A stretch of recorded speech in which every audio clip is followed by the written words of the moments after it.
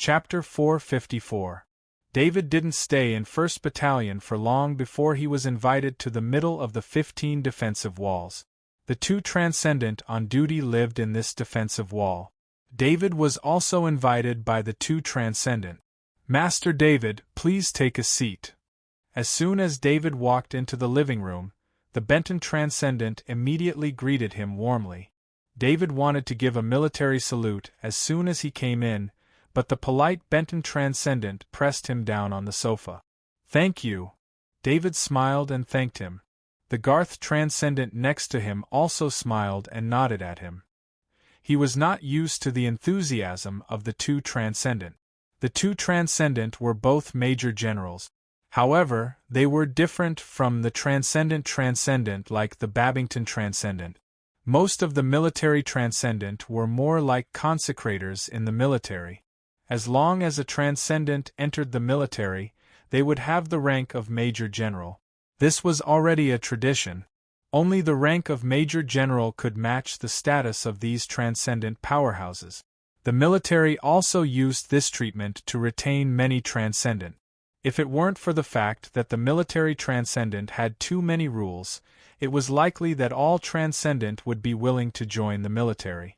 Because no matter what organization, no matter how big the force, the resources they could provide were not as much as the resources the military could provide. It must be known that the military controlled most of the planets in the war zone. Although the insectoids were extremely dangerous, they were also a kind of resource. It was just that this kind of resource could only be obtained by a powerful force. It was because of the endless supply of insectoid resources that the military Transcendent could more easily increase their strength. "Master David, you really live up to your reputation. Your sniping today really opened my eyes." The other Transcendent Garth also praised. Although the 2 Transcendent did not participate in today's war, they had been watching from the sidelines. Once the level 3 insectoids threatened the defensive perimeter, the 2 Transcendent would have to fight the level 3 insectoid. Even if they had to sacrifice Kaji's life to fight the level 3 insectoids, they still needed a Transcendent to hold the level 3 insectoids back. Otherwise, Kaji would not be able to defend against the rank 3 insectoids' rampage with just the shield. The consequences would be more casualties. Today, the 2 Transcendent had truly witnessed how terrifying David was. 3 level 3 insectoids could not even get close to the defensive wall before they were all killed by David. Finally, David wielded a grade 3 heavy axe and displayed the strength of a Kaji in close combat. Moreover, his close combat ability far surpassed the Kaji in the army. A sniper master like David, who could provide long-range support and protect himself in close combat, was exactly what they needed. The 4th Frontline Base had not asked for David just to strengthen the defensive perimeter. Originally, they had thought that no matter how powerful a sniper master was, he would not be able to affect the safety of the defensive perimeter. However, in today's insectoid swarm, it was David who had single-handedly reduced the threat of the insectoid swarm and even caused the insectoid swarm to fall into chaos. "Transcendent, you flatter me," David replied with a smile. "This is Master David's first time on Warstar. Let me introduce you to the situation of the 4th Frontline Base," the Transcendent Benton said as he displayed a map on the screen. David earnestly looked at the map. This was a military map of Warstar, so the data had to be extremely accurate. Speaking of which, David had never seen an inaccurate map before, because the maps on Warstar were not that easy to obtain. Satellites could not be launched, and the data on Warstar's map needed to be confirmed, so they could only use drones to scan it from above. This was especially true for the areas occupied by the insectoid. An accurate map of those areas required a large number of drones to collect data. This is the Ghostface Spider's gathering area, this is the Armored Rockbug's gathering area, this is the Golden Pincer's gathering area. The Transcendent Benton had memorized the information on the map very clearly, so he did not even need to look at the data on the map.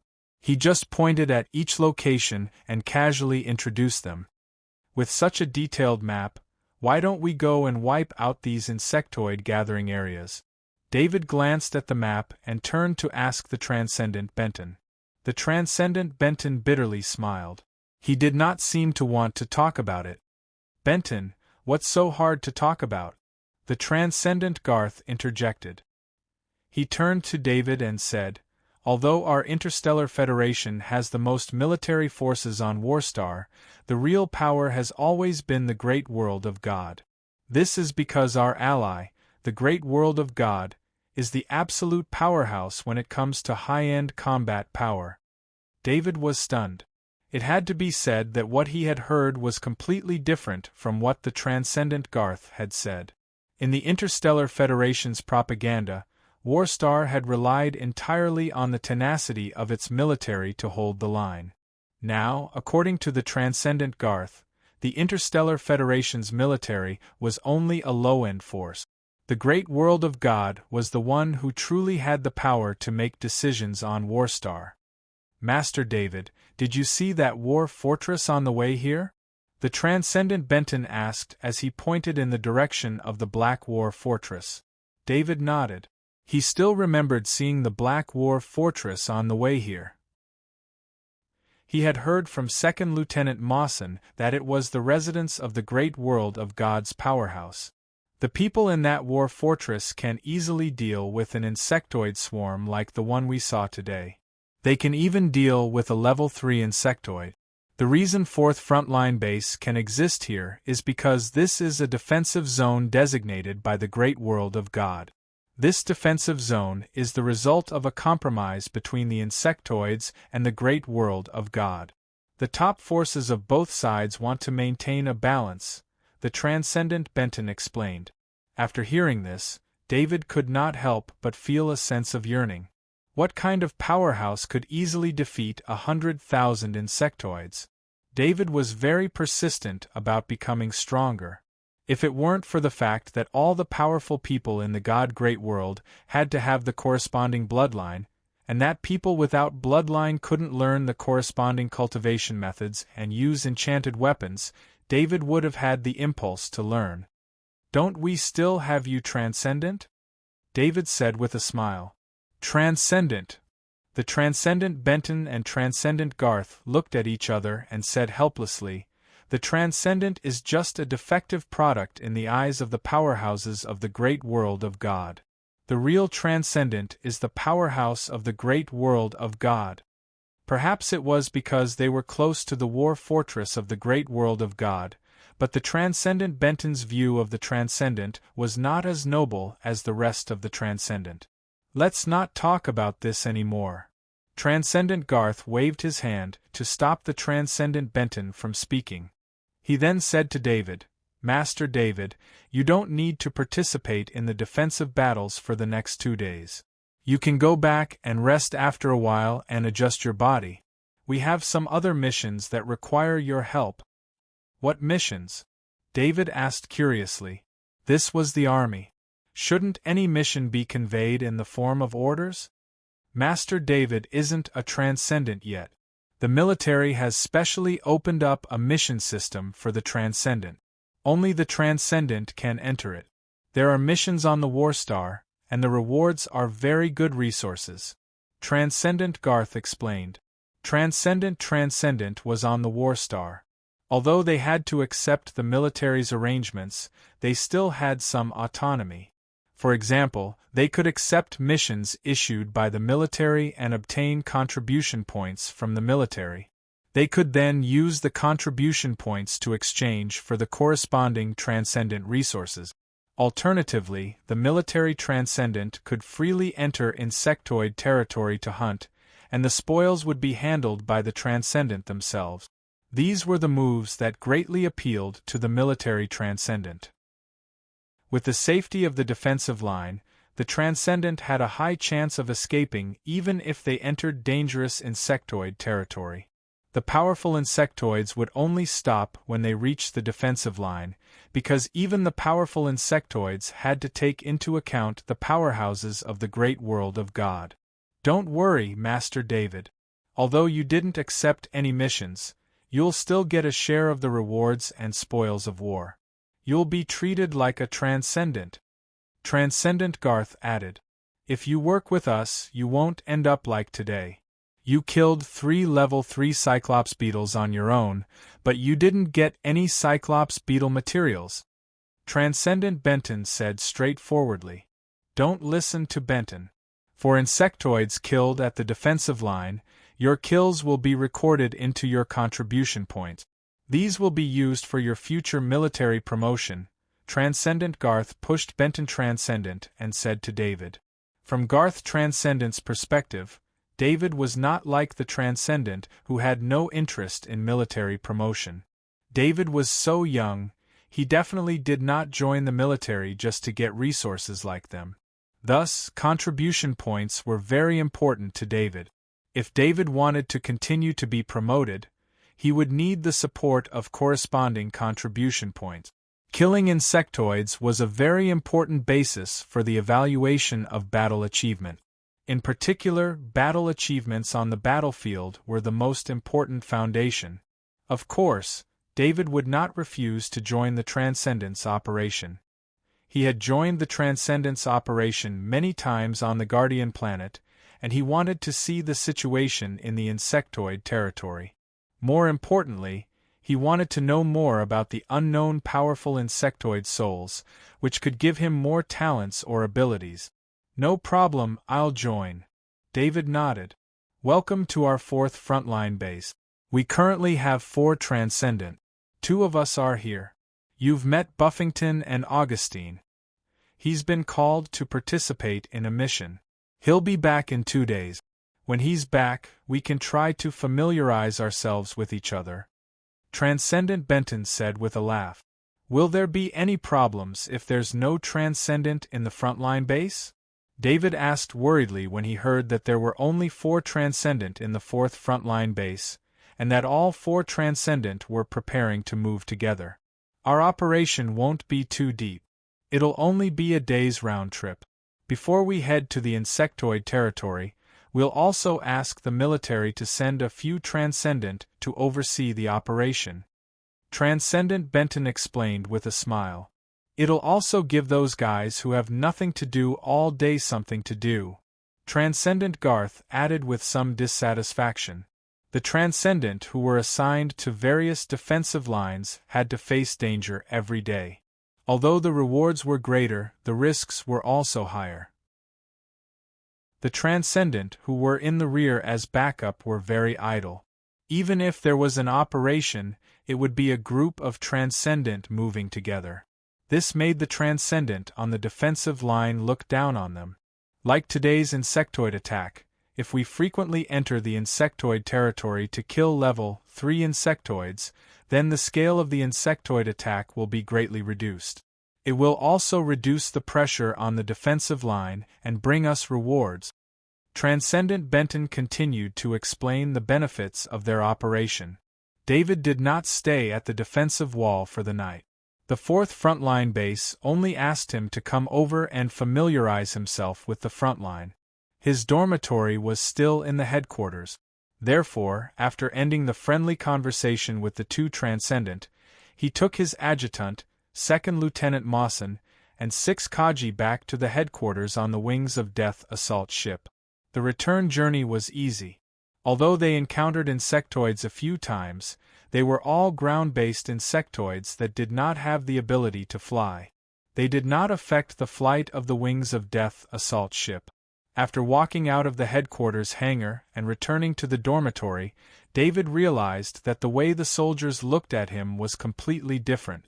Legends were just legends. After this battle, David's combat ability had spread throughout the entire 4th frontline base. After returning to the dormitory, David sat on the chair and summoned the shadow attendant. He placed his hand on the shadow attendant's shoulder and felt the wave of soul energy that was surging towards him. The battle today was just a normal defensive battle for the 4th frontline base, but for David it was a huge battle. He felt the comfortable feeling of the soul energy entering the soul fortress. He had a feeling that the soul fortress was slowly strengthening. However, although he received a lot of soul energy this time, most of it came from the 3 Cyclops beetles. The rest of the insectoid's soul energy was only a small part. The main reason for this was that most of the rank 2 insectoids had been killed before David entered the battlefield. Their souls had already dissipated when David entered the battlefield. What David absorbed the most was the soul energy of a level 1 insectoid. Even if the amount of soul energy of a level 1 insectoid reached 10,000, it would only be comparable to the amount of soul energy provided by a single Cyclops beetle. David had the shadow attendant bring up his status panel. He saw that his will had increased from 7:14 to 7:18, and he had a feeling that his will was only a small step away from 7:19. This was only his first day on planet Warstar, and his will had already increased by so much.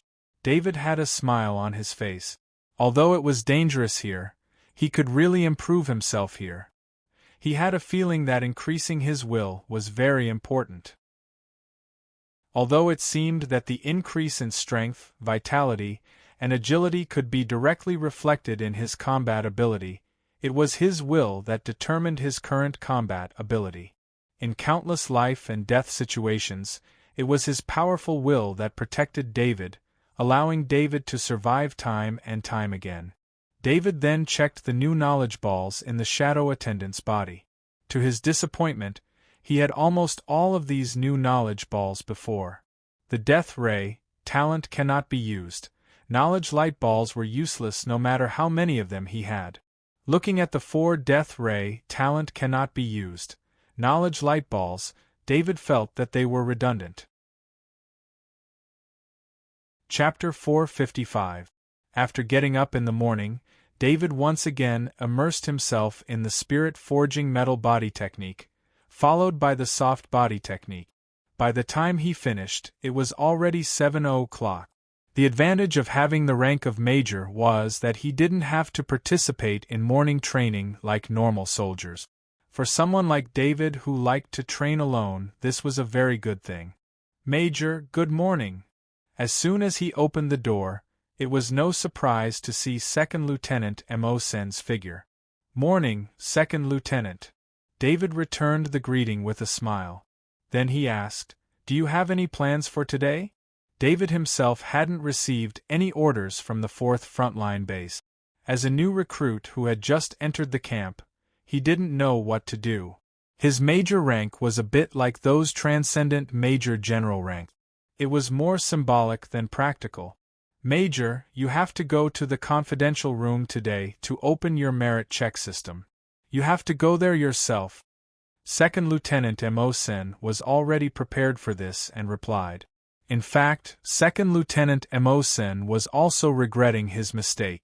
Normally, the merit check system would only be opened after a recruit had entered the army for a long time.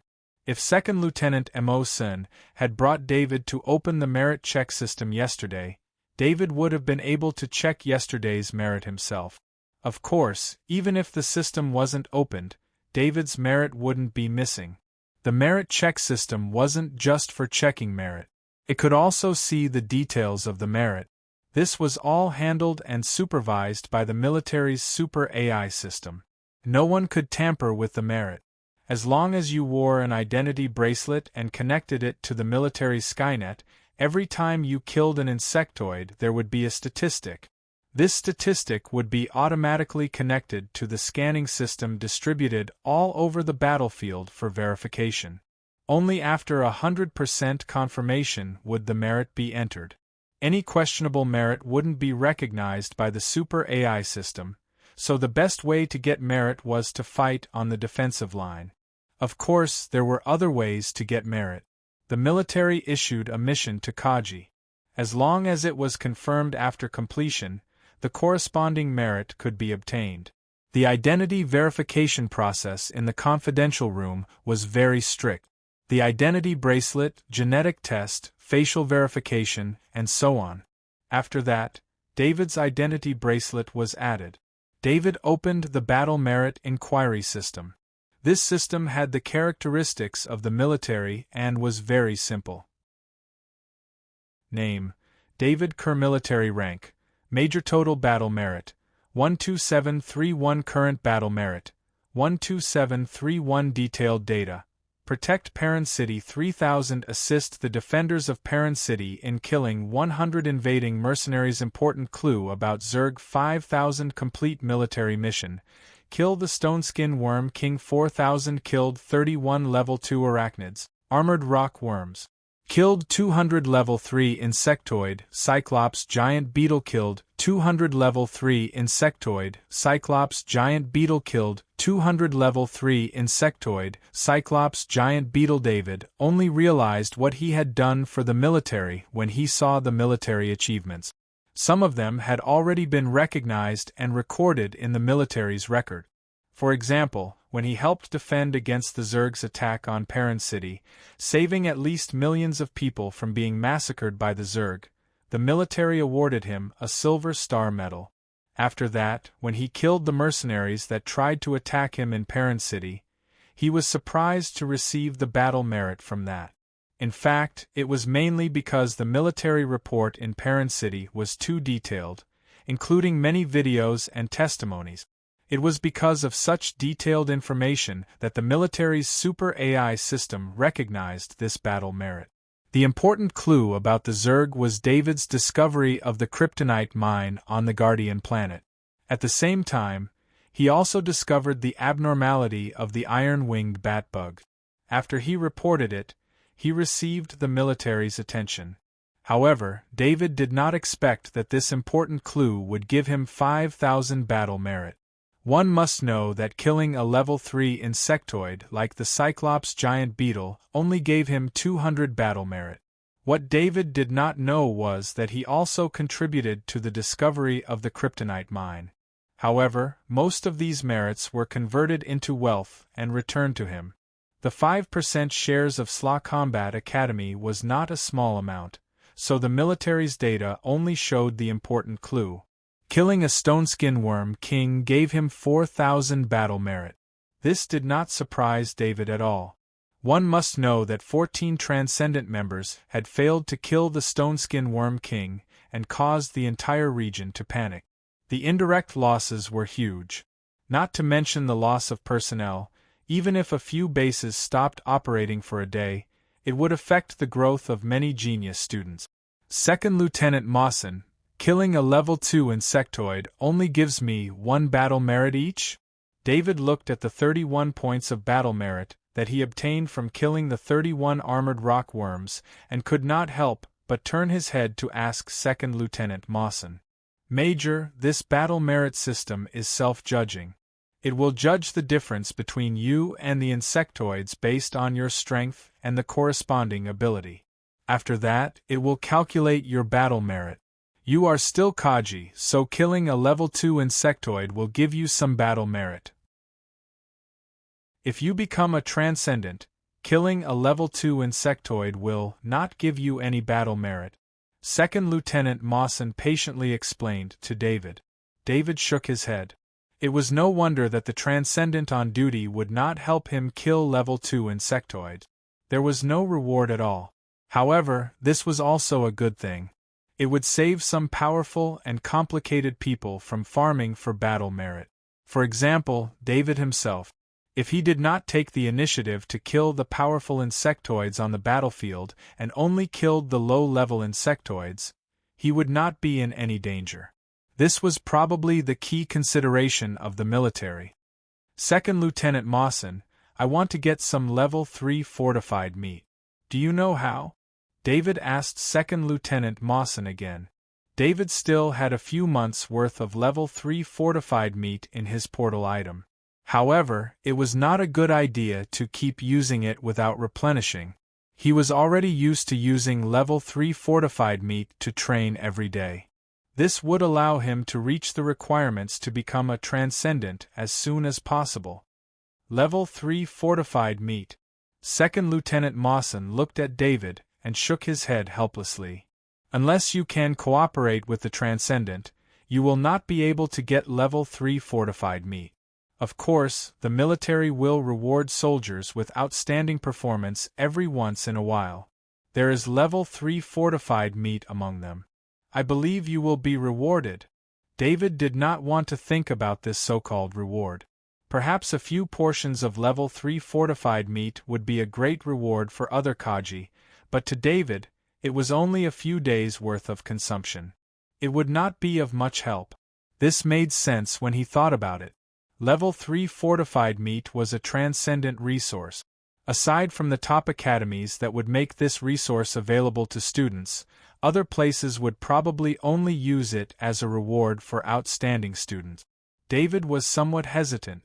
Should he enter the insectoid territory alone and hunt level 3 insectoids to maintain his cultivation needs? However, he quickly dismissed this idea. He was already very strong among the Kaji, and he was even confident that he could kill the weaker Transcendent with his Grandmaster Heavy Axe ability. However, he was only a Kaji, and it would be very difficult for him to escape once he was surrounded by the insectoids. This was especially true in an environment like Warstar. The speed of his custom-made exoskeleton armor, which he relied on the most for flight, was limited. This made it very difficult for him to rely on speed to escape once he was surrounded. David could only hope that he could work together with the Transcendent. Perhaps this could alleviate his cultivation resource problem to a certain extent. "Do you have any other plans?" David asked. "Major, the Transcendent wishes for you to rest well for the next 2 days. They haven't arranged anything for you," Lieutenant Mawson replied with a smile. "Then let's go to the defense line. I'll see if I can help," David decided with a wave of his hand. "Yes, sir," Lieutenant Mawson loudly replied. Lieutenant Harcourt had been on standby the entire time, and when she received David's order, she immediately put on her armor with the other 5 Kaji and rushed to the hangar. "General, Major David has just left the headquarters and is heading to the frontline base," an adjutant softly reported as he walked into the office of the Transcendent Babington. The Transcendent Babington had already ordered the adjutant to pay attention to David's movements, so he had immediately come to report when he heard the news. When the Transcendent Babington heard the adjutant's report, he did not get angry and instead smiled. "David is a good lad. Seeing him reminds me of when I was young." For an ordinary soldier, David's actions were a violation of orders. Even if he had good intentions, the army was the army, and he had to do what he was ordered to do. However, the Transcendent Babington's attitude toward David was not the attitude of a subordinate. In the Transcendent's heart, they only recognized people with strength, especially David. He had spent a lot of effort to snatch him over. He did not even have enough time to cherish him, so how could he blame him? In the hearts of the 4 Transcendent, David's only identity was a sniper master, a powerful teammate who could assist them. As long as they opened David's information and saw his deeds, any Transcendent would want to act with such a teammate. "David's position hasn't been decided yet, right?" The Transcendent Babington turned and asked the adjutant. "Yes, waiting for your confirmation. There are vacancies in the combat command room, the analysis room, and the logistics department," the adjutant replied. "I remember that there is no candidate for the base's inspector. Let David serve as the inspector," the Transcendent Babington thought and ordered. "Yes, General," the adjutant responded. In the adjutant's heart, he secretly thought that the Transcendent Babington was too good to David. The inspector was a special position. The duties of the inspector were a supplement to the law enforcement team. They had the same authority as the law enforcement team, but they were independent of the law enforcement team. Even the law enforcement team was within the scope of the inspector's supervision. At the same time, this was an idle position. There were no fixed quotas, and there were no mandatory missions. He could be in the base headquarters or on the front lines, and there would be no problems. This was also the Transcendent Babington's endorsement of David when he went out at will. With the inspector's position, David could act as he pleased. The reason no one had been assigned the inspector's position in the past was because it was too special. The inspector only answered to the highest officer in the base, so anyone who took up this position would have to consider it carefully. Sitting on the wings of Death assault ship, David suddenly felt a message from his identity bracelet. He couldn't help but check the message on his identity bracelet through his visor. Ever since he came to Warstar, his identity bracelet had been unable to contact anyone else. If anyone else wanted to contact him, they would automatically send the message to a military mailbox, and he could only check it at a set time every day. Thus, this kind of message that suddenly reminded David was very important. Second Lieutenant Mawson, I've been appointed as an inspector of the 4th Forward Base. What's an inspector? David saw his appointment and couldn't help but ask Mawson in confusion.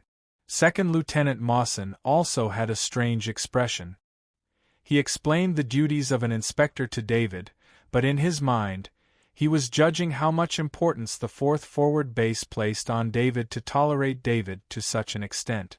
When David wanted to go to the front line, Second Lieutenant Mawson believed that the 4th Forward Base wouldn't punish David for this matter, and it was very likely that they would just give him a reminder.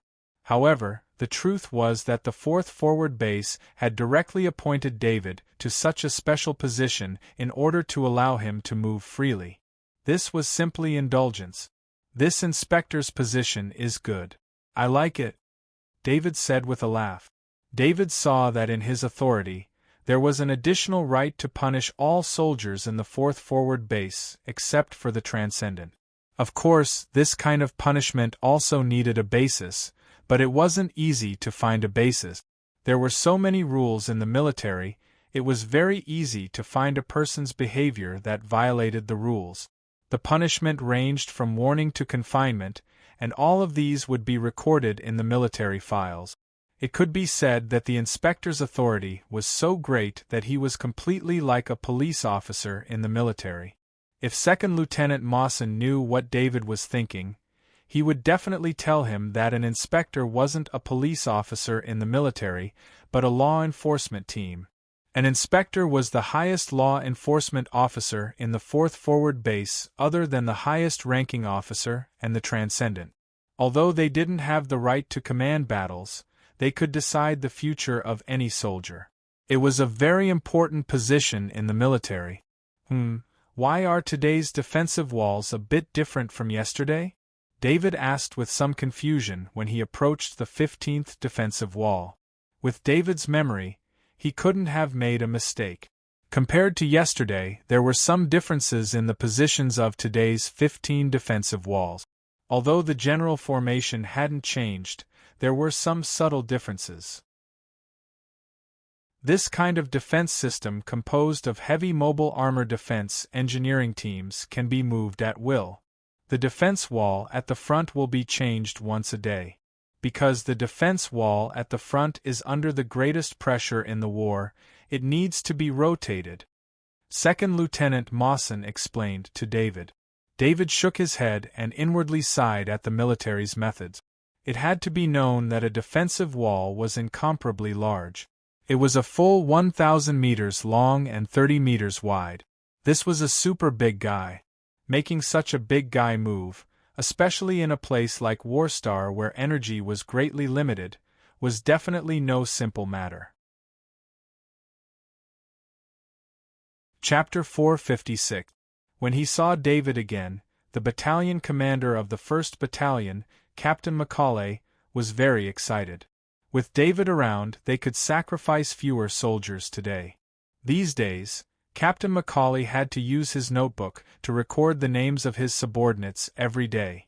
He couldn't even remember the names of some Kaji who had died in battle. Captain Macaulay couldn't be blamed for this, but there were Kaji dying every day, and new Kaji joining the team every day. He only had one day to get to know his subordinates, so he didn't have time to completely remember all the Kaji. Yesterday's battle was the day that Captain Macaulay had lost the least number of soldiers in recent days. When he looked at the slowly familiar faces during the morning training, his heart was filled with gratitude towards David. "Major, have you had breakfast?" Captain Macaulay was more like David's adjutant than Second Lieutenant Mawson. "No need to trouble yourself, I've already eaten." David hurriedly waved his hand and said, "Then you must let me know if you need anything. Our battalion is at the front line, so we have priority in providing resources." Captain Macaulay didn't know how to entertain David. The conditions of the 1st Battalion were indeed better than normal barracks, but David had come from the base headquarters, so the conditions there were better than the 1st Battalion. Captain Macaulay finally prepared a lounge for David. It was an independent lounge with simple decorations, but it also had a sofa, a desk, a bed, and even a separate bathroom. This was already extremely luxurious for the tight space within the defensive wall. Captain Macaulay was in charge of the 1st Battalion, so of course he didn't have time to accompany David all the time. Therefore, he hurriedly left after making arrangements for David. "Major, this was originally Captain Macaulay's room, but he gave it to you," Second Lieutenant Mawson said softly to David after Captain Macaulay left. "How can this be? I will give up the room." David was anxious when he heard this. He stood up and said, "Major, you should rest. I think Captain Macaulay has always wanted to express his gratitude to you. If you let him go out like this, he will feel uncomfortable." Second Lieutenant Mawson stopped David and advised, "That's it then." David thought about it and agreed, so he didn't insist. About an hour later, at about 11 o'clock in the morning, the alarm sounded again. This time, David did not need anyone's guidance and directly entered the sniping position. Soon, Second Lieutenant Gerard arrived with the sniper team. They were visibly excited when they saw David. David nodded at them and didn't say anything. They could already see the swarm in the distance. This time, the size of the swarm was about the same as yesterday. 100,000 swarm looked scary, but after yesterday's battle, David was not too surprised by this number. With the Gaussian cannons on the defensive wall, 100 or so Kaji snipers, and 7,000 Kaji, as long as there weren't too many powerful Zergs, they would be able to defend. David's eyes searched for level 3 Zergs in the swarm. He saw a phantom millipede at the back of the swarm. He scanned the swarm again and confirmed that there was only one level 3 Zerg this time. He couldn't help but feel that it was a pity. He was probably the only one on the entire battlefield who would have this kind of feeling. The rest of the soldiers wanted as few level 3 Zergs as possible. He was the only one who hoped for more level 3 Zergs to come so that he could have a bigger harvest. The 1,000-legged Mirage Worm's speed was extremely fast. Compared to other rank 3 insectoids, the 1,000-legged Mirage Worm had a speed advantage. However, this phantom millipede had obviously reduced its speed. It was following behind the swarm at a speed that was considered slow for it. This time, the level 2 Zergs were the ghost face spiders. There were about 1,000 of them. The ghost face spiders' strongest weapon was their spider silk. If they were allowed to get close to the Kaji, they would definitely cause a lot of trouble. Almost all the Kaji snipers understood that their mission was to eliminate the powerful Zergs and minimize the casualties of the Kaji in front of them. David took some time to look at the Kaji below. The 10 new Kaji were holding spears. They were very obvious in the battle formation. They lacked the imposing manner of the other Kaji. Even if some of the Kaji were weaker after going through a battle, their mentality towards the Kaji would change. Today, David noticed that many of the Kaji in the military were beginner and intermediate level Kaji. These Kaji's auras were not very stable. He could not help but shake his head. He was too familiar with this aura. This aura was forcefully stimulated by the strengthening potion to become a Kaji. This Kaji was very difficult to increase their strength. It was said that the military had precious potions that could break this limit. However, it required a lot of military achievements. When one retired from the military, they could use military achievements to exchange for it.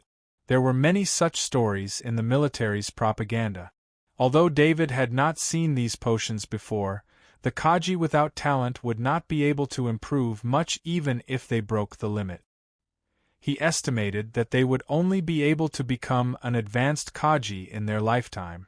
Only a few lucky ones would be able to become a peak Kaji. That would be the end. At this time, the demonic spiders at the front were already 5,000 meters away. David did not hesitate. He loaded a rank 2 sniper bullet into the chamber and started to shoot at a steady rate of 1 shot per second. On the battlefield, other than the sound of the Gaussian cannons, there was only the sound of David's roaring sniper rifle. The Kaji standing in front of the wall heard the roaring sniper rifle. Their eyes flashed with excitement. They knew that the miraculous sniper master, David, had appeared again. The demonic spiders' heads were blown apart by the super large caliber rank 2 sniper bullet. A little bit of war glory, a little bit of war glory. David muttered softly.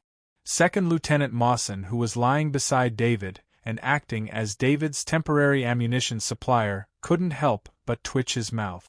If it wasn't for the fact that it was not suitable to laugh, he would have laughed out loud. He knew very well what David was talking about. Because there was only one rank 3 insectoid, David did not need to worry about it. To him, the phantom millipede was not much of a threat. David quickly realized that it was not worth it to use the roaring sniper rifle to kill a rank 2 insectoid. With his current sniper master ability, if he used a normal military sniper rifle like the Death's Eye that was used by the Kaji, he would be able to greatly increase his sniping speed. Although the roaring sniper rifle in his hands had a longer sniping range than the Death's Eye sniper rifle, its recoil had increased by a lot. If David were to use the Death's Eye sniper rifle, he would be able to snipe once every 0.3 seconds. Second Lieutenant Mawson, remember to help me apply for a Death's Eye sniper rifle and the corresponding sniper bullets, David reminded Second Lieutenant Mawson as he sniped. Yes, Major. Second Lieutenant Mawson paused for a moment before replying. He saw that David was still sniping.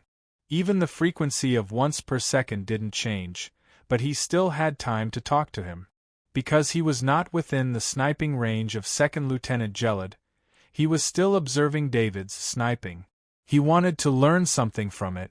When he saw David sniping while talking, his years of sniping knowledge were instantly shattered. Second Lieutenant Gelid remembered what the instructor said to him when he first picked up the sniper rifle. The most important thing when sniping Kaji was focus. Only focus could clear one's mind. This was what Second Lieutenant Gelid had always asked himself, but he couldn't accept David's sniping mode. He also paid special attention to the effect of David's sniping when he was talking. Just like before, the ghost-faced spider fell with green blood splattering out of its head. Second Lieutenant Gelid really wanted to ask David, but he knew this was not the time. David didn't feel anything special about his multitasking ability. After controlling the shadow attendant for so many years, he had long been able to multitask at any time. When the ghost-faced spider was 3 kilometers away, Kaji began sniping some of the more powerful sniper rifles. After that, more and more Kaji began sniping as soon as the ghost-faced spider entered his sniping range. Just as David was stabilizing his sniping, he heard the voice of Benton Transcendent in the channel. "Master David, stop sniping and come to us immediately." David didn't know what Benton Transcendent meant, but he knew that Benton Transcendent would never harm him. In this kind of battlefield, only Benton Transcendent understood the real situation. As a newcomer to the battlefield, of course he had to listen to Benton Transcendent's opinion. Besides, there was only one level 3 insectoid phantom millipede today. It was not a threat to Kaji, so he stopped sniping and stood up with his Roar sniper rifle on his back. Second Lieutenant Gelid, General Benton wants me to go over. You guys continue, David said and gestured to Second Lieutenant Mawson to stay there. David jumped out of the sniper window and flew towards the middle of the defensive wall. There was a door in the middle of the defensive wall. David did not hesitate and flew in through the door. After that, the door closed again. Benton Transcendent, what's going on? David hurriedly asked when he saw that Benton Transcendent and Garth Transcendent were both there. They were both wearing transcendent armor and had weapons in their hands. They were ready to fight at any moment. Benton's extraordinary weapon was a grade 3 spear. It was not like the spearhead that the soldiers in the army used, which was only processed with a little grade 3 material. Instead, it was a grade 3 spear that was made entirely out of grade 3 material. Furthermore, it was clearly a grade 3 spear that was thickened and lengthened. Garth Transcendent had a level 3 warhammer in his hand. Both of their weapons had a symbol on them, which was the same as the level 3 heavy axe on David's back. These were all level 3 weapons provided by the military. This was the advantage of being a Transcendent. As long as they were on Warstar, they could apply for a level 3 weapon from the military. However, once they left Warstar, they had to leave the weapon behind. Master David, we're in big trouble. Benton Transcendent waved his hand, and a screen appeared in front of him. He pointed at the screen as he spoke to David. David looked at the screen, and it showed a red dot that was quickly approaching them. The red dot was labeled Titan Black Beetle. The blood-red words were a testament to how terrifying this insectoid was. David recognized the Titan Black Beetle. He had seen it in the 3rd Space Fleet, but it had been killed by the 3rd Space Fleet's main cannons in space. However, this did not mean that the Titan Black Beetle was weak. There were no level 4 insectoids that were weak, and the Titan Black Beetle was one of the main fighters of the level 4 insectoid. Why is there a level 4 insectoid here? David gasped. I've already applied for backup from the military, and I've also sent out a warning to the battle fort next to us. However, we're not sure if the experts of the great world of God will respond, and I'm afraid the military won't make it in time. Benton Transcendent said helplessly. The experts of the great world of God almost never communicated with 4th Frontline Base, and even their attitude toward the Transcendent was the same. Whether it was Benton Transcendent or Garth Transcendent, they were already used to this.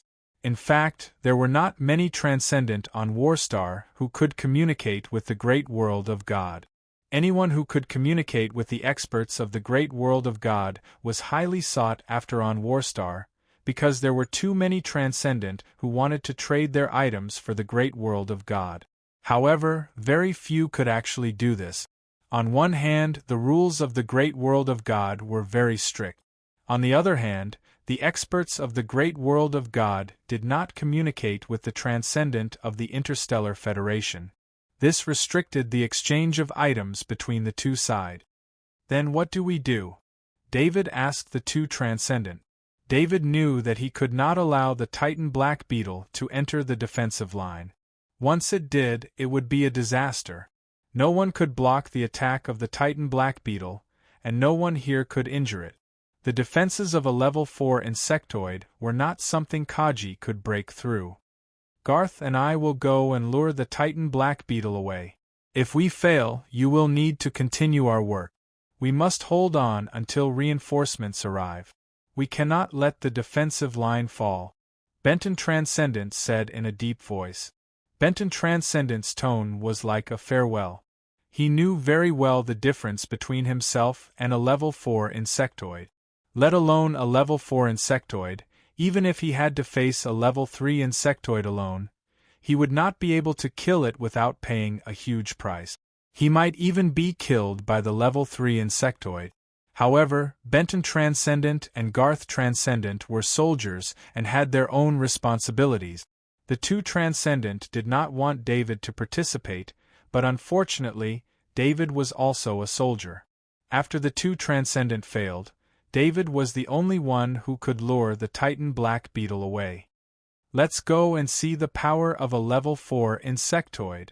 Garth Transcendent shouted when he saw the red dot on the screen. A door appeared on the defensive wall again. The two Transcendent jumped out of the door and flew into the distance.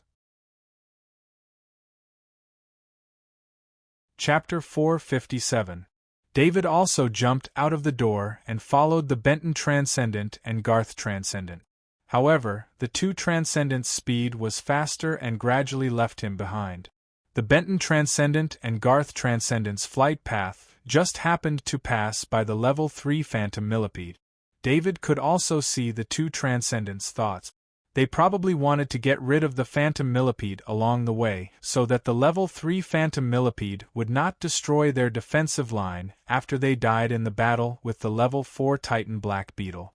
The Benton Transcendent and Garth Transcendent's flight speed was very fast. Along the way, the ghastly spiders that wanted to spit out spider webs to attack the two Transcendent failed to do so due to the speed of the two Transcendent. David, on the other hand, took advantage of the two Transcendents' light and rushed forward before the ghastly spiders could condense a second web after using their first web attack. Otherwise, David would have encountered some trouble. Although the ghastly spiders were not strong, at least for the current David, killing them did not take much effort. However, the spider webs of the ghastly spiders were definitely a big problem. If one was stuck by the spider webs, it would be very difficult to escape. Sometimes, the Benton Transcendent would stab out with its Level 3 spear and assassinate the jumping Zergs below. On the other hand, the Garth Transcendent would hold its Level 3 Warhammer and maintain a defensive posture at all times. It could be seen that the two Transcendent often cooperated, one attacking and one defending. Their coordination was very good. When the ghastly Transcendent arrived at the Phantom Millipede's side, the Garth Transcendent let out a loud roar and smashed down with its Level 3 Warhammer. His target was the Phantom Millipede. Because the Phantom Millipede was surrounded by Zergs, it lost its biggest speed advantage. The Phantom Millipede had already noticed the two Transcendent long ago. Its 12 slender forelimbs accurately pierced the approaching Transcendent at any time. Facing the heavy blow from the Garth Transcendent, the Phantom Millipede was already prepared. 10 of its 12 slender forelimbs were in a defensive posture, ready to receive the blow from the Garth Transcendent. 2 of its forelimbs stabbed forward. The Garth Transcendent did not pay attention to the 2 slender forelimbs stabbing towards him. All his attention was focused on the Phantom Millipede's body. For this blow, he concentrated all his strength. David could see clearly from behind. He saw the 2 slender forelimbs stabbing towards the Garth Transcendent. Just as he was about to warn the Garth Transcendent, he saw the Benton Transcendent's Level 3 spear appear at the right time and block the 2 slender thrusts. It was also at this moment that the Garth Transcendent's Level 3 Warhammer collided with the 10 slender forelimbs of the Phantom Millipede. The huge force made the Phantom Millipede take a few steps back and sent the Zergs behind it flying. The Garth Transcendent flipped a few times in the air before stabilizing himself again. This Phantom Millipede is very strong, Benton, be careful. The Garth Transcendent did not forget to remind the Benton Transcendent as he was flipping in the air. He and the Benton Transcendent had worked together countless times. He could leave his safety in the hands of the Benton Transcendent, and the Benton Transcendent also trusted him.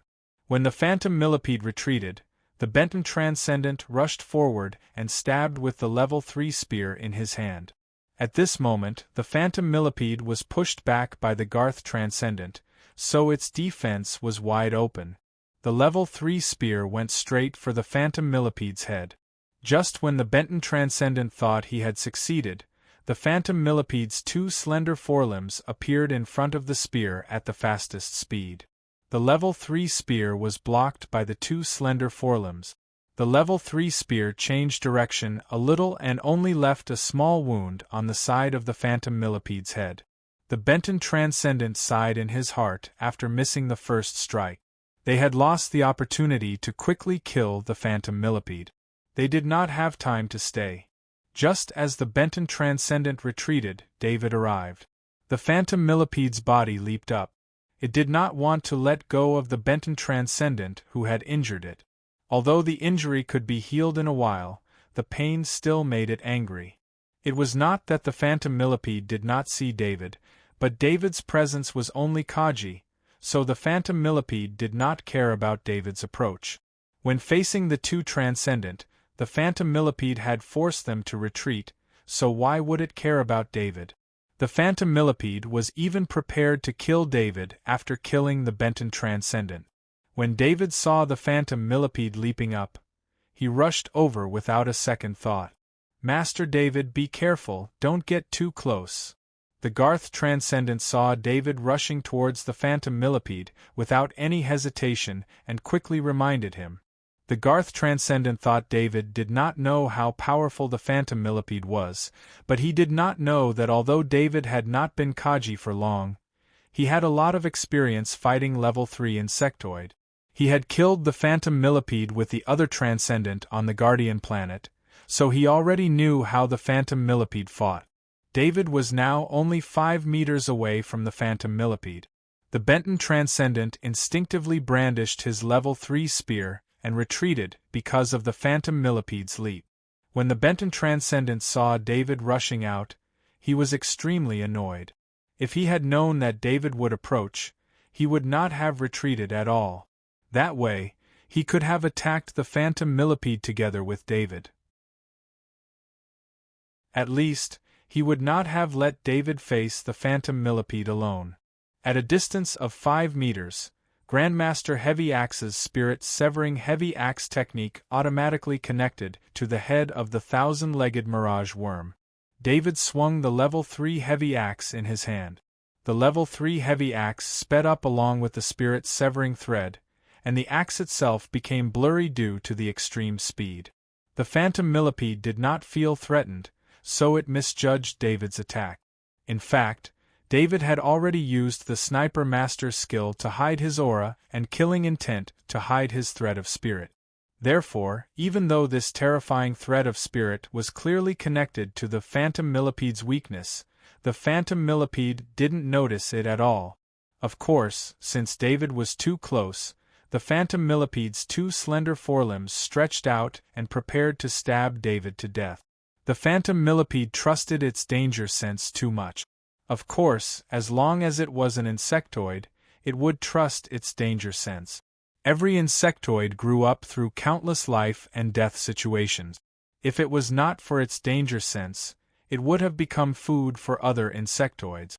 Therefore, it was normal for the phantom millipede to trust its danger sense. However, it did not know that sometimes its danger sense was not accurate and could deceive it. The seemingly harmless and weak David, especially when compared to the 2 transcendent, David, the Kaji, was weak. If it was not for the level 3 heavy axe in his hand, the phantom millipede would not even bother with David. When the 2 slender forelimbs stabbed towards David, David's body made a strange turn. This movement was definitely not something a normal human could do, and it was also beyond the phantom millipede's judgment of human movements. Therefore, the 2 slender forelimbs missed. The attack missed, but David's level 3 heavy axe did not miss. The grade 3 heavy axe that was swung out along the thread of spirit drew a perfect arc and landed heavily on the gap between the 1,000-tentacle phantom worm's head and neck armor. The defense there was the weakest and at the same time the hardest to attack. This was because as long as the phantom millipede's neck shrunk slightly, this place would become a double layer of armor protecting its head and neck, and it wouldn't be like now when the phantom millipede stretched its neck and created a gap. In fact, the phantom millipede was also preparing to shrink its neck, but it misjudged the speed of David's level 3 heavy axe. The level 3 heavy axe went through the gap and heavily cut into the skin of the phantom millipede's neck. Strength amplification allowed David's heavy chop to have a stronger impact, and strength shockwave caused the phantom millipede to tremble a little. Although the duration was very short, it was enough for the rank 3 heavy axe to achieve a greater result. Force overlap allowed the level 3 heavy axe to continue moving forward after cutting into the 1,000-tentacle mirage worm's skin and muscles under its skin. With the sound of bones cracking, the level 3 heavy axe cut off the phantom millipede's neck. The phantom millipede finally sensed extreme danger after the muscles on its neck were severed. After the effect of force shock wore off, it thrust all 12 of its slender forelimbs towards David. But when it was still a little distance away from David, its 12 forelimbs drooped down powerlessly, and its life force quickly dissipated from the phantom millipede's body. An injury like having the neck cut off was fatal to any life form, and the effect was also very fast. The Benton Transcendent, who was about to charge forward again, was stunned by David's attack. This was a level 3 phantom millipede, and it was a relatively strong existence among the level 3 insects. And David was only a Kaji. Even if David was a sniper master, he was still a Kaji in terms of strength, vitality, and speed. No matter how strong a Kaji was, it could not be compared to a level 3 insect. The difference in strength, speed, and vitality between the two was like heaven and earth. But in front of him was David, who was clearly a weak soldier. With a single chop, he had directly chopped off the head of the incomparably powerful level 3 insectoid phantom millipede.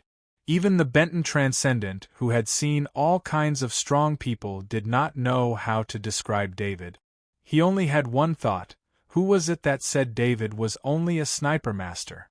With such a strong close combat ability, even if the Transcendent fought with David, it would be hard to say who would win. You are a Grandmaster Heavy Axe. The Garth Transcendent also saw it clearly. In his mind, this was the only explanation for a Kaji defeating a level 3 insect. The Garth Transcendent did not use a question. Instead, he used a statement, and one could tell that the Garth Transcendent did not have any doubts. A level 3 insect's strength, speed, and vitality were far superior to a Kaji. In theory, a level 3 insect could completely destroy a Kaji. But there was a situation where a Kaji could defeat a level 3 insect, and that was if a Kaji had a lot more fighting skills than a level 3 insect. This was almost impossible, especially for the 1,000-legged mirage worm. The phantom millipede had 12 slender front limbs. These 12 slender front limbs could attack multiple targets at will, and their agility was far superior to other level 3 insects. Perhaps to other level 3 insects, the 12 slender front limbs were a little weak. However, to humans, the thin and long forelimbs made of grade 3 materials were indestructible. The thinness of the forelimbs wasn't a disadvantage to humans. The phantom millipede could be considered as a level 3 insect that relied on techniques to attack. Coupled with the insect's innate fighting skills, it was almost impossible to defeat it with technique. But nothing was absolute. The Grandmaster Heavy Axe had this possibility. Every weapon Grandmaster had their own domain, and they were almost invincible in their domain. Of course, this invincibility only referred to technique. If the opponent paid special attention to this aspect, the effectiveness of techniques would be reduced. The reason why David could easily chop off the phantom millipede's head was because Benton Transcendent and Garth Transcendent's attacks had attracted the phantom millipede's attention. Coupled with the fact that David hid himself very well and only showed his weak side, the phantom millipede did not pay much attention to him. When David delivered the fatal blow, the phantom millipede's reaction was also very random. All of these were the preconditions for the phantom millipede's death. Of course, there were some reasons that others could not see. Even if all of these were done, it was not that easy for a peak Kaji to chop off the level 3 insect's neck. Without the combination of strength shock, strength enhancement, strength overlay, and extreme speed talents, David would not have been able to achieve such a result. As long as the phantom millipede had a chance to breathe, it could have dealt a fatal blow to David. Benton Transcendent woke up from his shock and immediately changed his mind. He said to David, "Master David, no, Grandmaster David, you should stay behind the defensive wall. If the situation is not good, you can retreat at any time." Benton Transcendent had a very clear judgment of who could be sacrificed and who could not. The death of a sniper master wouldn't cause too much of a loss to the Federation. However, if it was a heavy axe Grandmaster, a young one with great potential, it would be a different story. With David's talent, Benton Transcendent fully believed that David could be promoted to Transcendent. A Transcendent with the ability of a Grandmaster Heavy Act. Just thinking of this possibility made Benton Transcendent's breathing quicken. Chapter 458. Transcendent Benton, let me follow them. I'll be careful. Maybe I can do something. David used his Grade 3 heavy axe to sweep through the swarm of insects, clearing out an area before he soared into the air and replied. Grandmaster David, welcome to our team. Transcendent Garth said with a laugh. Transcendent Garth's words meant that he completely approved of David's decision. David was young, but he was willing to risk his life to accompany them to delay the Level 4 Titan Black Beetle. This kind of spirit was enough to earn his respect. Not everyone was willing to continue taking risks after receiving the order to retreat. You must be careful. Stay a little further away from us. We're already used to working together. If you get too close, you'll affect us. Transcendent Benton said worriedly. After Benton finished speaking, he and Transcendent Garth accelerated again. At the same time, they shared a map with David on his helmet. David's speed was a little slower, but he could see the Titan Black Beetle's position through the map on his helmet. Ever since David decided to ignore the military's orders and continue to fight the Titan Black Beetle with the two Transcendent, David had truly integrated into the small group of Transcendent members in the 4th Forward Base. After flying for about 5 kilometers, Benton Transcendent and Transcendent Garth encountered the Titan Black Beetle. David, who was behind them, finally saw the Titan Black Beetle's appearance. It was different from when he saw it from afar in the 3rd Space Fleet. When the Titan Black Beetle appeared in front of him, the terrifying pressure made it difficult for him to breathe. Because of this pressure, David felt that his speed had decreased a little. His limbs also became less agile. Although David's combat power was at the top of the Kajis, and could be considered normal in the Transcendent, his actual level was still too low. David was only at the Kaji's level, but when facing the Level 4 Titan Black Beetle, he could clearly feel the fear of a lower-level creature facing a higher-level creature. This was an instinctive reaction in nature. It was like comparing a rabbit to a tiger. David couldn't remember how long it had been since he felt this way. Ever since his spirit had surpassed 5 points, he had never felt this kind of pressure from any creature. At this moment, the crystal shell outside his soul fortress flashed with a sparkling light, and the oppressive feeling disappeared instantly. His body regained its mobility. For the first time, David couldn't help but notice the crystal meditation that he hadn't paid much attention to.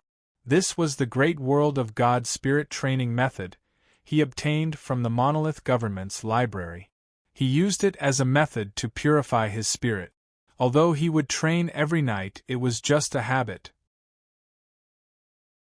His spirit had been strengthened by the Shadow Attendant's absorption of a large amount of spirit energy, so the crystal meditation had become useless to him. But now, he realized that he had underestimated the crystal meditation. Perhaps every technique of the Great World of God had a mysterious effect that he didn't know about, just like how the Great World of God was mysterious to him. David adjusted his breathing and lowered his body. When he was 3,000 meters away from the Titan Black Beetle, he placed the roaring sniper rifle on top of it. A super large caliber Grade 3 sniper bullet was loaded into the chamber. This was the most powerful sniper bullet he had. There wasn't much he could do for the two Transcendent. Even David didn't dare to get too close to the Titan Black Beetle. He didn't want to be affected by the powerful aura of the Titan Black Beetle. Although he had the crystal barrier created by the crystal meditation technique to protect his soul, he couldn't guarantee that the crystal barrier would always be effective. After all, the difference between him and the Titan Black Beetle was too great. The Titan Black Beetle was 15 meters tall. Its entire body was covered in black armor. Even its eyes were protected by a thick layer of transparent armor. The Titan Black Beetle didn't look like an ordinary insect. It had 2 legs and 2 forelimbs. If it weren't for the fact that its forelimbs were so thick that they reached the ground and had sharp claws piercing them, the Titan black beetle would look more like a humanoid creature. The Titan black beetle saw the two transcendent. It didn't care about their existence at all. It used its thick left forelimb to sweep at the two transcendent. The two transcendent in the air didn't dare to fight the Titan black beetle head-on. They knew very well the difference between them and the Titan black beetle. Therefore, when they realized that they had attracted the Titan black beetle's attention, they immediately flew in different directions and made strange noises. David, who was 3 kilometers away, heard the noises made by the two transcendent. Although he didn't understand what the noises meant, he knew that they were imitating the sounds of insects. The noises were full of provocation. When the Titan black beetle heard the noises, its aura suddenly increased. Even David could feel its anger. A low-level creature provoking a higher-level creature was an insult to a higher-level creature. The Titan black beetle didn't care about the two transcendent at all. It actually continued to provoke them after missing its attack. The Titan black beetle's feet exerted force, and its 15-meter-tall body suddenly accelerated. It chased after the Benton transcendent. Its 2 thick legs, which were more than 8 meters long, showed agility that was completely different from its huge body. It caught up to the Benton transcendent in just 2 steps. Although the Benton transcendent was very fast, the Titan black beetle's explosive speed was even more terrifying. The Titan black beetle swatted at the Benton transcendent like it was swatting an insect. The Benton transcendent wanted to dodge, but the Titan black beetle's forelimbs were too fast. It was about to hit the Benton transcendent. The Benton transcendent smiled bitterly and helplessly. Even though he had lived and fought on Battlestar for decades, this was the first time he had engaged in close combat with a level 4 insectoid. It was only now that he understood the terror of a level 4 insectoid. The Titan black beetle was one of the few level 4 insectoids that didn't have any special abilities. The Titan black beetle's strength was reflected in its strength and speed. This strength and speed were powerful, but it was easy to crush others. The Benton transcendent, for example, thought that it could rely on its speed to deal with the Titan black beetle, but as soon as it came into contact with the Titan black beetle, it was crushed in terms of speed. As long as the Titan black beetle's forelimbs hit the Benton transcendent, even if it didn't use its sharp claws, the transcendent would be heavily injured or even killed. The Benton transcendent didn't regret it. It was just annoyed at its own incompetence. It couldn't defend its position. It was also at this moment that a super large caliber level 3 sniper bullet silently appeared in front of the Titan black beetle. Its target was the Titan black beetle's left eye.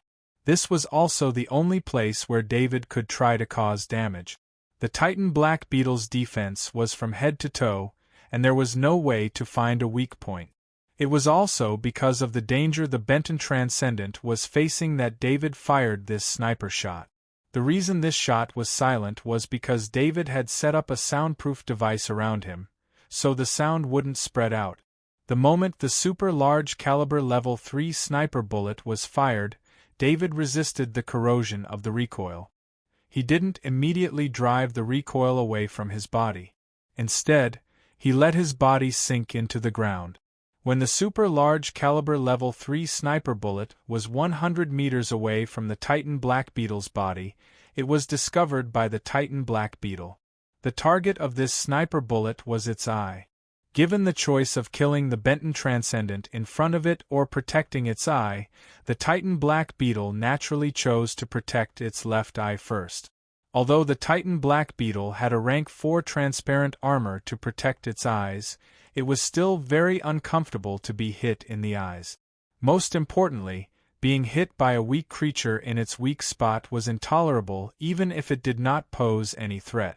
In addition, the Benton transcendent and the Garth transcendent weren't a threat at all. Killing the two transcendent earlier or later made no difference. The Titan black beetle's left forelimb changed direction and blocked its left eye. With a clang, the super-large caliber level 3 sniper bullet that could penetrate the shell of a level 3 Zerg, in addition to the roaring sniper rifle's enhancement, only created a spark on the Titan Black Beetle's left forelimb. The spark was created when the super-large caliber level 3 sniper bullet collided with an overly hard object. It didn't even leave a mark on the Titan Black Beetle's left forelimb. After swatting away the super-large caliber level 3 sniper bullet, the Titan Black Beetle looked into the distance with a strange look in its eyes. It had just looked over a 10-kilometer radius, but it hadn't seen the enemy who had fired the sniper bullet at all. This was simply impossible. The Titan Black Beetle was 15 meters tall, and the Zergs were born with sharper eyes. This was a flat area, so there was no place to hide. Suddenly, the Titan Black Beetle saw the soundproofing device on the ground 3,000 meters away. Its curiosity about this enemy instantly exceeded its desire to kill the Benton Transcendent. The Titan Black Beetle turned around and ran towards where David had been. This accident shocked the two Transcendent. "Grandmaster David, get out of there quickly! The Titan Black Beetle is going there!" The Benton Transcendent shouted in the channel. The Benton Transcendent regretted his actions. He had underestimated the strength of both sides. It didn't matter if he and the Garth Transcendent were affected, but David had been harmed by them. David was now 10 meters underground. Only the Shadow Attendant was floating in the air, watching the giant Titan Black Beetle run over. The only thing David could do was to hide all of his aura and spirit, using the concealment ability of the Sniper Master to the best of his ability. The Titan Black Beetle was too fast.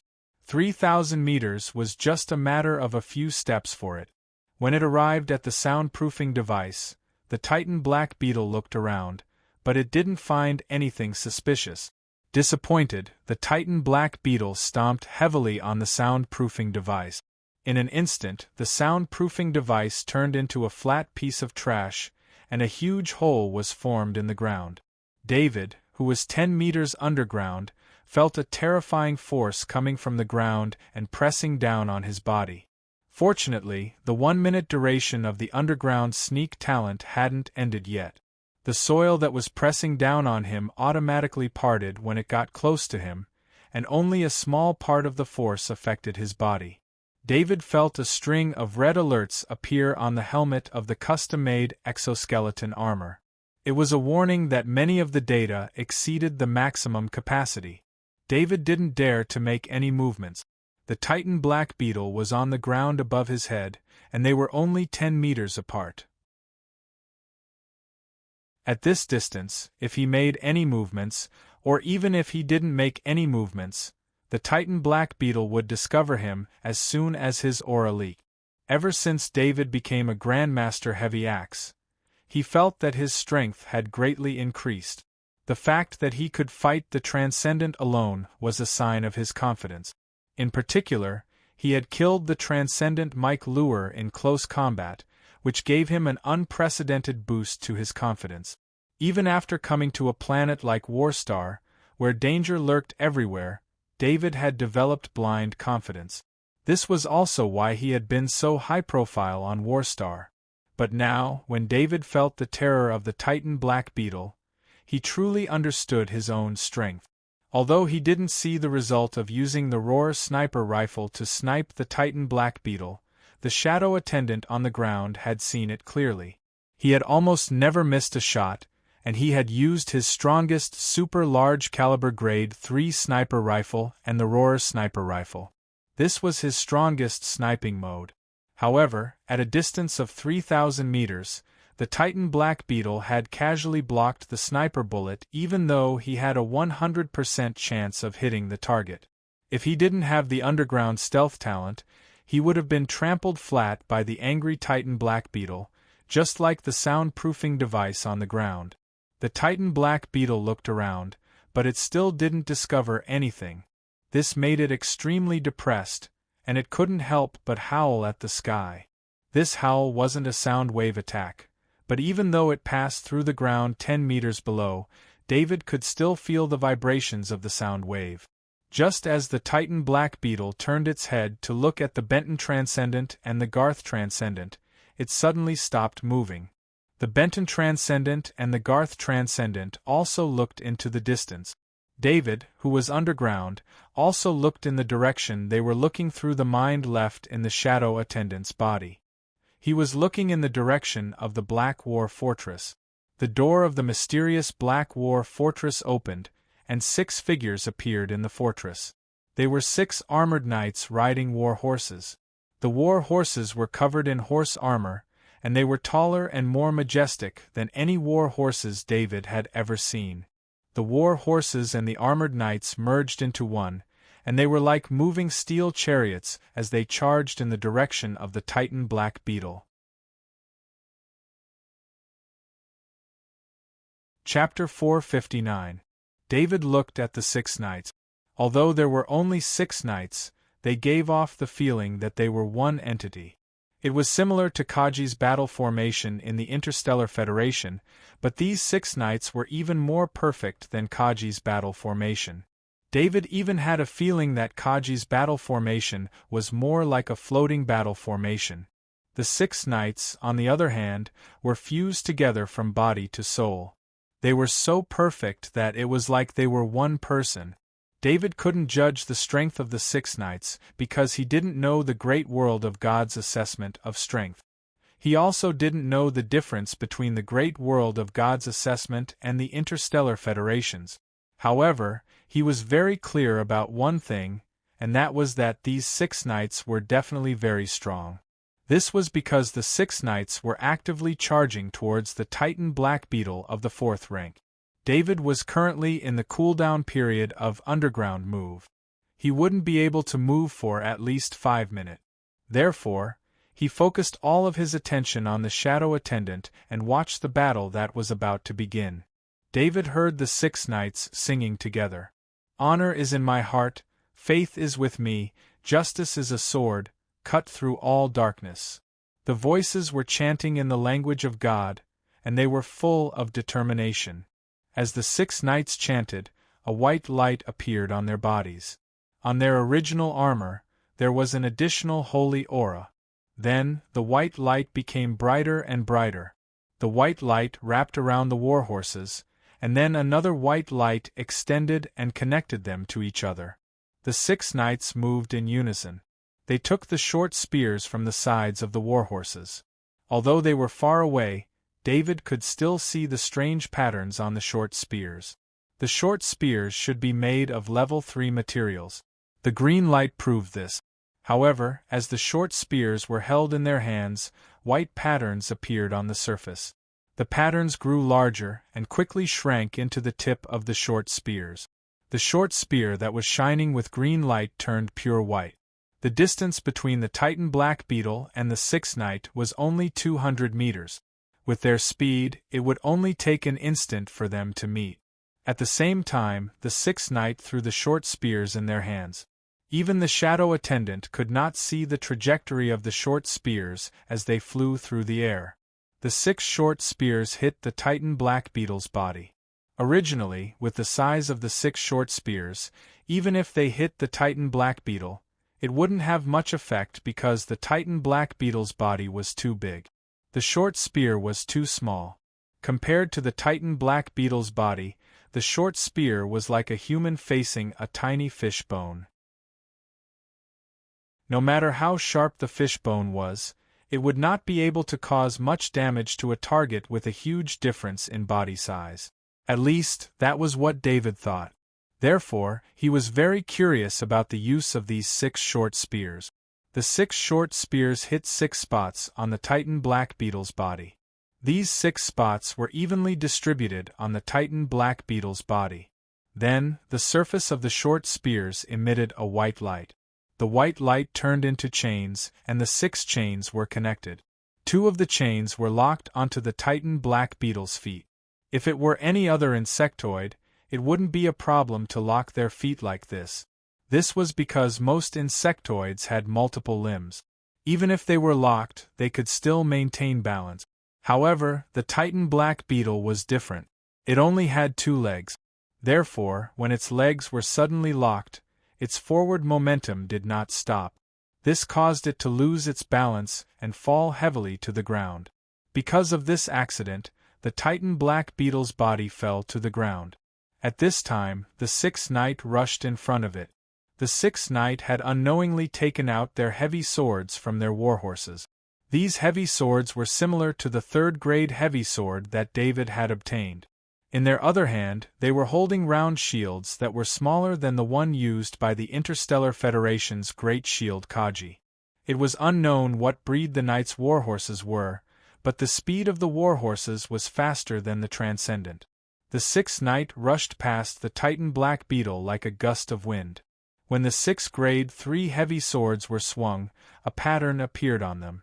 David recognized that it was the activation of a special effect similar to the quasi-transcendent weapon.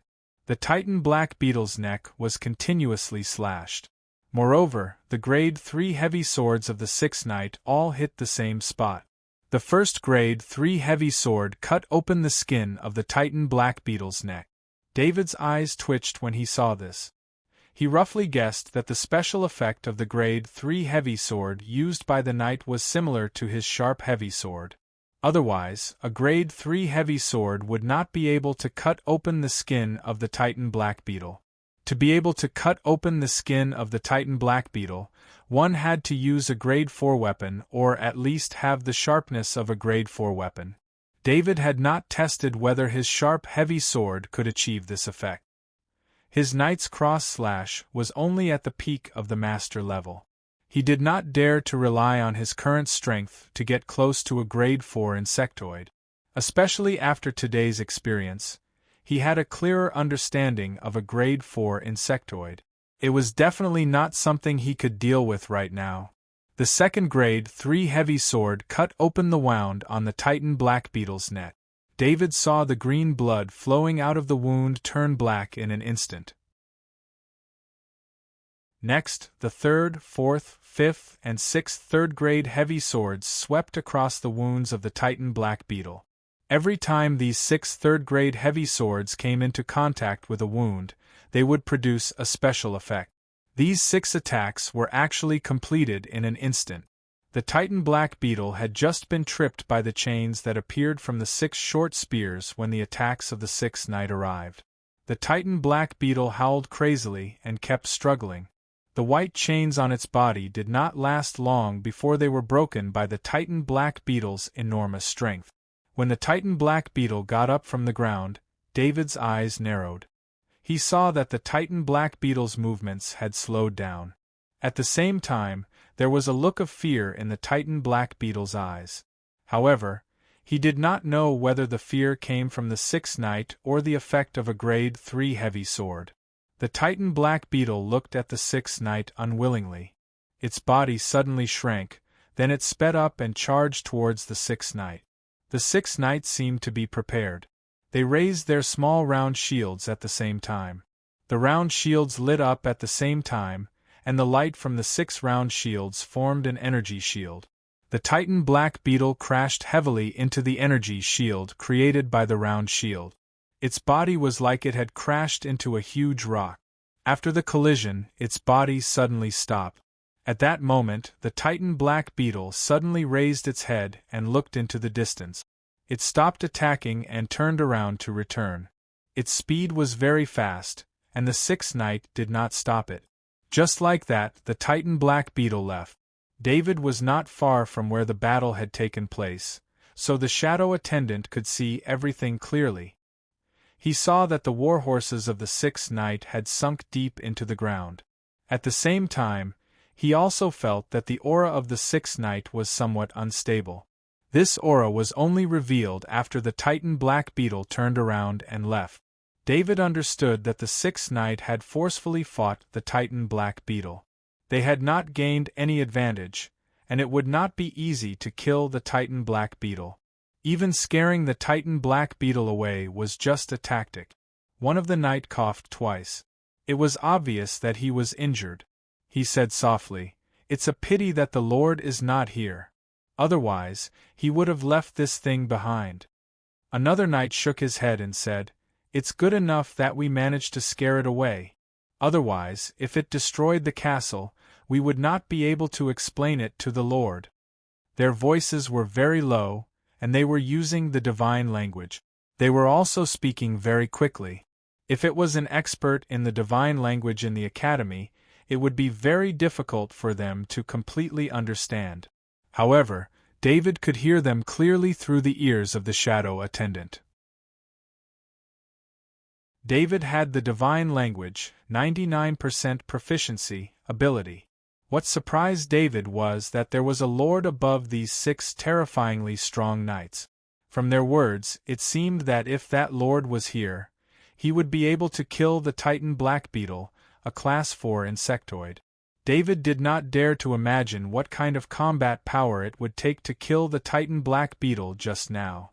It must be known that the Interstellar Federation could only use the main cannon of a super battleship like a cruiser to kill the Titan black beetle, and that kind of attack could only be done in space. As for the Transcendent, seeing how the Benton Transcendent was almost instantly killed by the Titan black beetle, it was easy to imagine how the Transcendent would be facing off against a level 4 Zerg. The weapons in the Transcendent's hands could not harm the Titan black beetle at all. Even with a level 4 weapon, it was impossible to kill the 15-meter-tall Titan black beetle. The 6th knight picked up the 6 short spears on the ground. During the whole process, it was as if they were glued to their horses. After the 6th knight left, David discovered that his underground sneak could be used again. He drilled out of the ground. When he drilled out of the ground, David felt that his whole body was weak. He was already injured underground, but because he was too focused at the time, he did not pay attention to his injuries. His injuries were not treated for a period of time, and now he felt a little weak. David took out a bottle of level 3 healing potion and poured it into the custom-made exoskeleton armor's injection port. After that, the exoskeleton armor automatically injected the potion into his body. He had a lot of potions of this level in stock, so he would not be stingy at this time. "Grandmaster David, are you okay?" Benton Transcendent's anxious voice came. Benton Transcendent and Garth Transcendent rushed over. David raised his hand to show that he was fine and said with a smile, "I'm fine. I thought I was hiding well underground. Who knew that I would be trampled by the Titan black beetle?" David did not say how he got underground, and the 2 Transcendent did not ask. The 2 Transcendents knew that David was a sniper master. Every sniper master had their own methods of concealing themselves. There were many ways to conceal themselves, and they were the secrets of the sniper masters. Naturally, they wouldn't pry too much into it. Benton Transcendent stepped forward to help David up and patted David heavily on the shoulder. "It's good that you're okay. It was really dangerous today. Thank you for your sniping. If it wasn't for your timely sniping, I would have died here." David's body, which was not fully healed, shook a little when he was patted. After all, Benton Transcendent was still wearing the Transcendent armor. "Benton, be careful. Grandmaster David is still injured," Garth Transcendent reminded from the side. "It's my fault. I was a little too excited. I'm sorry, Grandmaster David." Benton Transcendent patted his head and said apologetically, "Don't call me Grandmaster. Just call me by my name," David suggested. The battle had shortened the distance between them. "That's good. Calling you Grandmaster is a little strange. From now on, we'll call each other by our names. Don't call us Transcendent or General. Our general position is just for show. It doesn't do anything other than sound nice," Benton Transcendent said with a smile.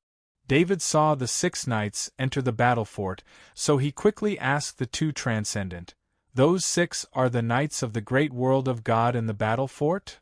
Aren't they powerful?" Benton Transcendent sighed. Then he said mysteriously, "They are just the knights of the owner of the battle fort. The owner of the battle fort is even more powerful. Too bad we can't get in touch with them. Otherwise, we could exchange weapons with them." When Benton Transcendent said this, his eyes were filled with envy. Transcendent was very interested in the weapons in the hands of those 6 knights. Perhaps every Transcendent in the Interstellar Federation wanted a quasi-transcendent weapon. Yeah, a quasi-transcendent weapon. If we could have one, our power would increase tremendously, Garth Transcendent added. David understood the feelings of the 2 Transcendent. Even though he already had a quasi-transcendent weapon, he still wanted to have more quasi-transcendent weapons after seeing the different effects of the weapons in the hands of those 6 knights. Actually, their power is about the same as mine, Transcendent Benton said to David. Then, as if he felt that it was inappropriate to say that, he changed his words and said, "Maybe they are a little stronger than me, but there is a limit to how strong they are. Their greatest strength lies in their teamwork. They can combine the strength of 6 knights into one, and with the special effect of quasi-transcendent weapons, they can unleash several times their own strength. Their shields are also very powerful." David nodded. That's still a quasi-transcendent weapon. The Titan Black Beetle was probably affected by the effects of weakening, deceleration, poison, and so on. In the end, it couldn't unleash its full strength. Even so, the fact that the 6 knights were able to withstand the impact of the Titan Black Beetle shows how strong their round shields are. Benton Transcendent replied. David's body also recovered a little under the effect of the level 3 healing potion. The 3 of them took to the air and flew towards the defense line. Along the way, they saw a lot of insectoids running away. The battle at the front line was over, and the 4th frontline base had once again defended their defense line.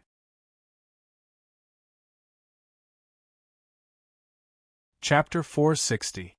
David followed the 2 Transcendent back to their defensive wall.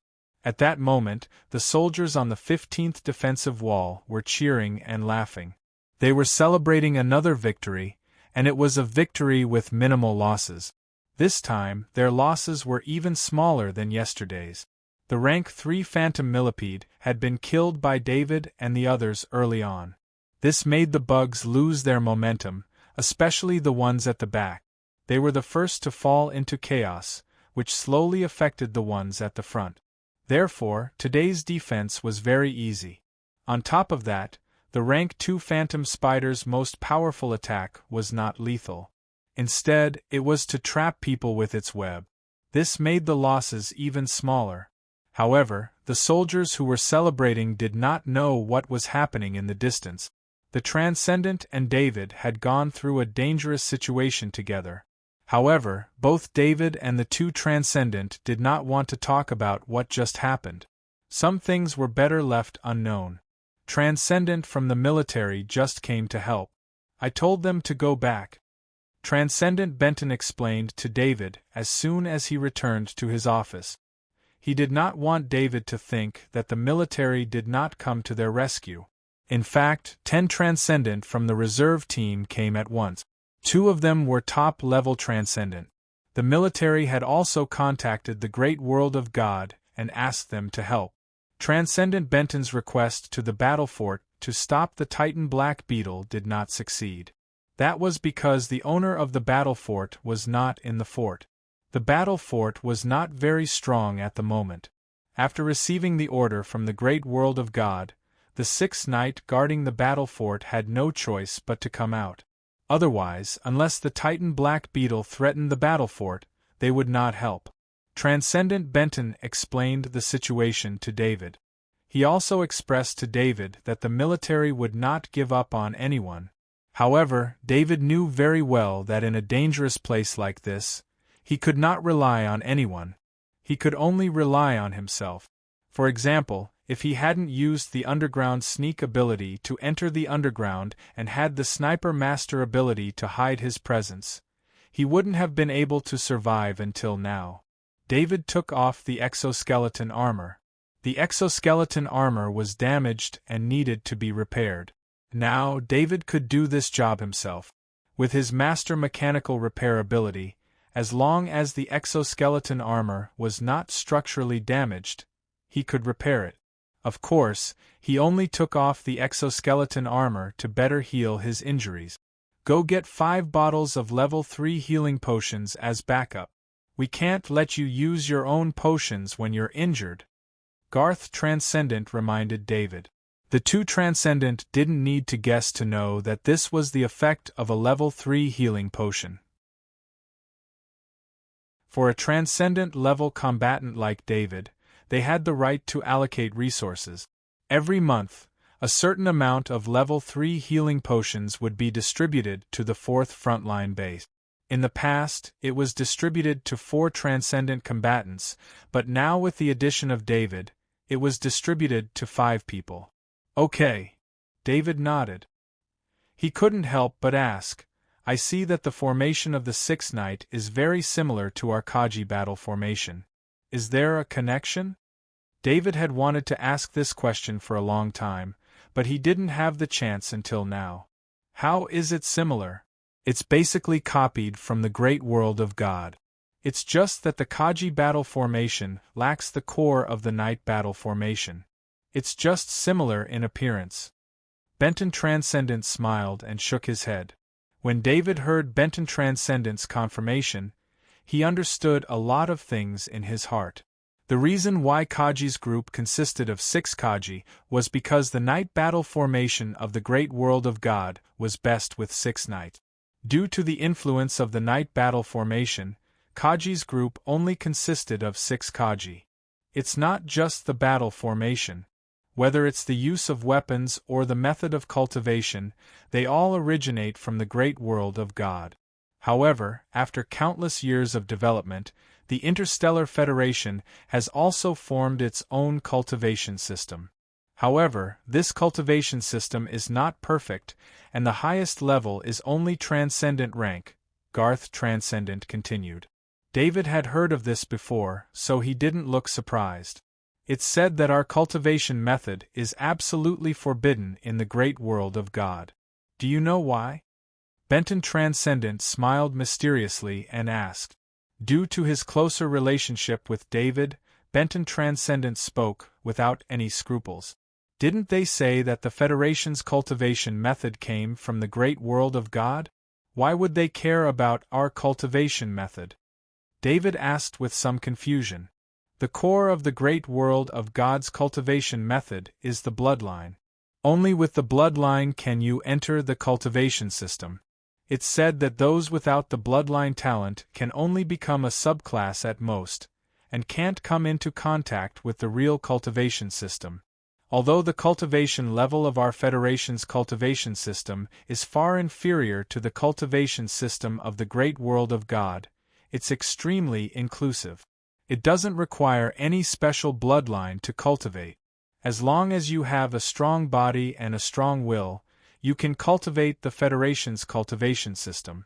The great world of God is worried that our cultivation system will break the order of the great world of God, so the Federation's cultivation system is forbidden in the great world of God," Benton Transcendent replied with a smile. David didn't quite understand. As a world with legal restrictions in both his previous and current life, even if strength was more important in this life, at least on the surface, no one dared to be above the law. What kind of society would have to worry about ordinary people's cultivation affecting the social order? It was simply unimaginable. Just as David was chatting with the two Transcendent about the secrets of the great world of God, he felt his identity bracelet vibrate slightly. David smiled apologetically to the two Transcendent, then opened his identity bracelet. The notification came from the Battle Merit Inquiry System. His battle merit data in the battle just now had been updated. The phantom many-legged insect gave him 200 battle merit points. As for the other level 2 Zergs, he killed quite a few of them, but only got 23 battle merit points. What surprised David was that the Titan Black Beetle that was scared away by the 6th Knight actually gave him 500 battle merit points. It's the battle merit that's been updated. I reported it. With Garth's testimony and the participation of the 6th Knight, it was approved very quickly, Benton Transcendent said with a smile. Benton Transcendent was very familiar with this kind of battle merit update, but at his level, it was almost impossible to go any further. Therefore, to him, battle merit points were only used to exchange for some resources. When one reached the rank of Major General in the military, other than the actual generals, the rest of the Major Generals were the highest rank they could reach. Only the actual Major Generals had the opportunity to continue to be promoted, and battle merit was only a reference for promotion. The more important thing was the military's assessment. That Titan black beetle wasn't driven away by us, but it gave me 500 battle merit points, David said with a shake of his head. This wasn't David being pretentious. If it was his battle merit, he wouldn't hesitate at all. However, if there was a problem with battle merit points, even if there was no problem now, it might become a time bomb in the future and be used by people with bad intentions. Haha, I didn't expect you to be so careful. Don't worry, if it was really us who drove away the Titan black beetle, 500 battle merit points wouldn't be enough to reward us. Garth Transcendent on the side said with a laugh. In fact, any battle merit related to the Titan black beetle was a high reward, because there were very few soldiers of the Federation who could participate in a mission related to the Titan black beetle and still be alive. At noon, David was called to the restaurant by the enthusiastic Benton Transcendent and Garth Transcendent. Rather than a restaurant, it was more like a bar. The space inside the defensive wall was very tight, and a long bar took the place of a restaurant. However, the dishes were not bad. This was because the Benton Transcendent had taken the ingredients from the spatial wrist guard and given them to the chef. Otherwise, with the military rations here, the calories and nutrition were definitely enough, but the taste was really not good. Naturally grown vegetables, tomatoes, beans, and so on were rarely seen on Planet War. There was also beef, lamb, smoked fish, and so on. Although it wasn't very sumptuous, it was definitely luxurious on Planet War. Alcohol was not allowed in the military, so fruit juice was used instead. After the meal, the two Transcendent personally escorted David to the 1st Battalion, which surprised many of the soldiers who saw this. In the eyes of the soldiers here, the Transcendent on duty was a high and mighty figure. Apart from rarely taking action, they basically didn't interact with the other soldiers. However, David had just arrived, and he had already gotten along well with the Transcendent. In a war castle on Planet War, an old man in a long robe was looking at a report in front of him. Next to the old man was a housekeeper in uniform, who was currently unfolding a paper report for the old man. The old man was very traditional. He didn't need the Interstellar Federation's photon computer, so even though a large amount of reports came in every day, he would only look at them after they were turned into paper. Of course, it was extremely necessary to turn them into paper reports. These reports needed to be archived and sent back to the great world of God. The great world of God didn't have a photon computer to use. This David has come to Planet War? The old man asked as he looked at the report. Master, David has been recruited by the Interstellar Federation. He's already been promoted to Major and is stationed at the 4th Forward Base. The housekeeper immediately replied. The housekeeper was in charge of a lot of intelligence for the old man, and most of the reports passed through his hands. He naturally knew which reports the old man valued, so he would make preparations in advance. This was a housekeeper's upbringing. No matter what the master did, the housekeeper would provide the best service. The old man looked at the report in front of him and waved his hand. David delivered himself to my doorstep. Send a knight to capture him. Remember, I want him alive. How could the old man forget David? His intelligence organization had suffered a major setback because of David, causing him to lose face. What was most important to nobles? Honor and face were sometimes more important than life. Moreover, David was also related to the operation of the intelligence organization. Because of the several hundred bottles of holy water of youth, the intelligence organization had been unable to maintain operations for half a year.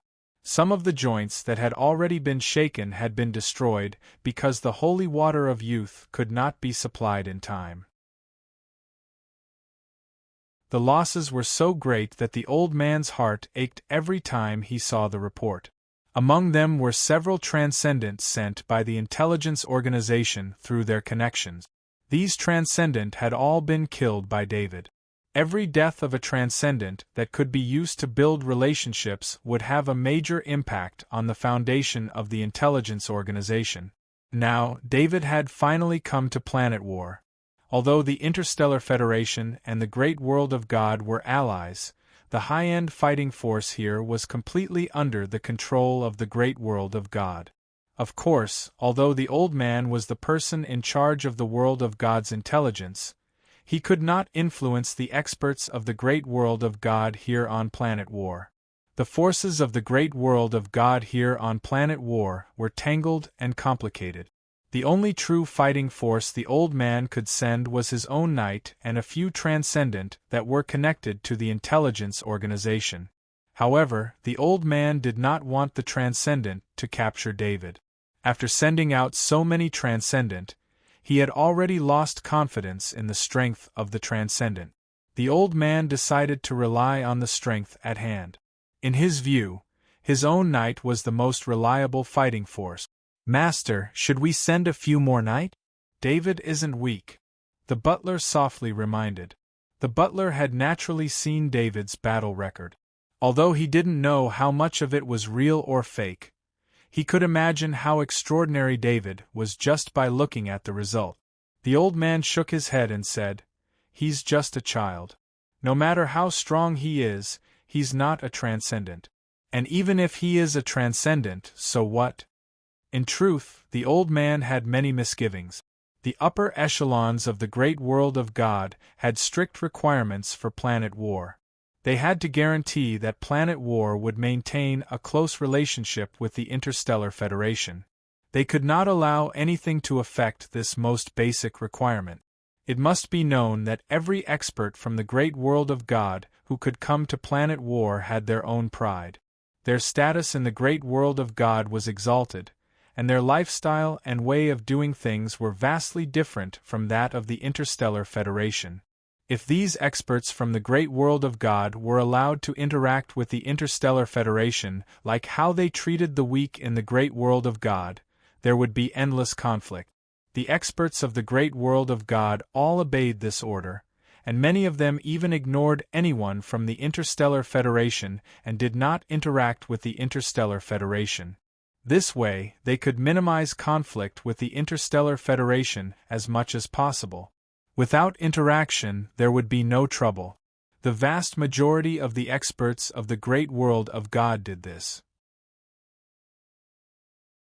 This was also why the experts of the Great World of God rarely cooperated with the Interstellar Federation, even though they were fighting together against the insectoids. The butler did not say anything else. He was only fulfilling his duty.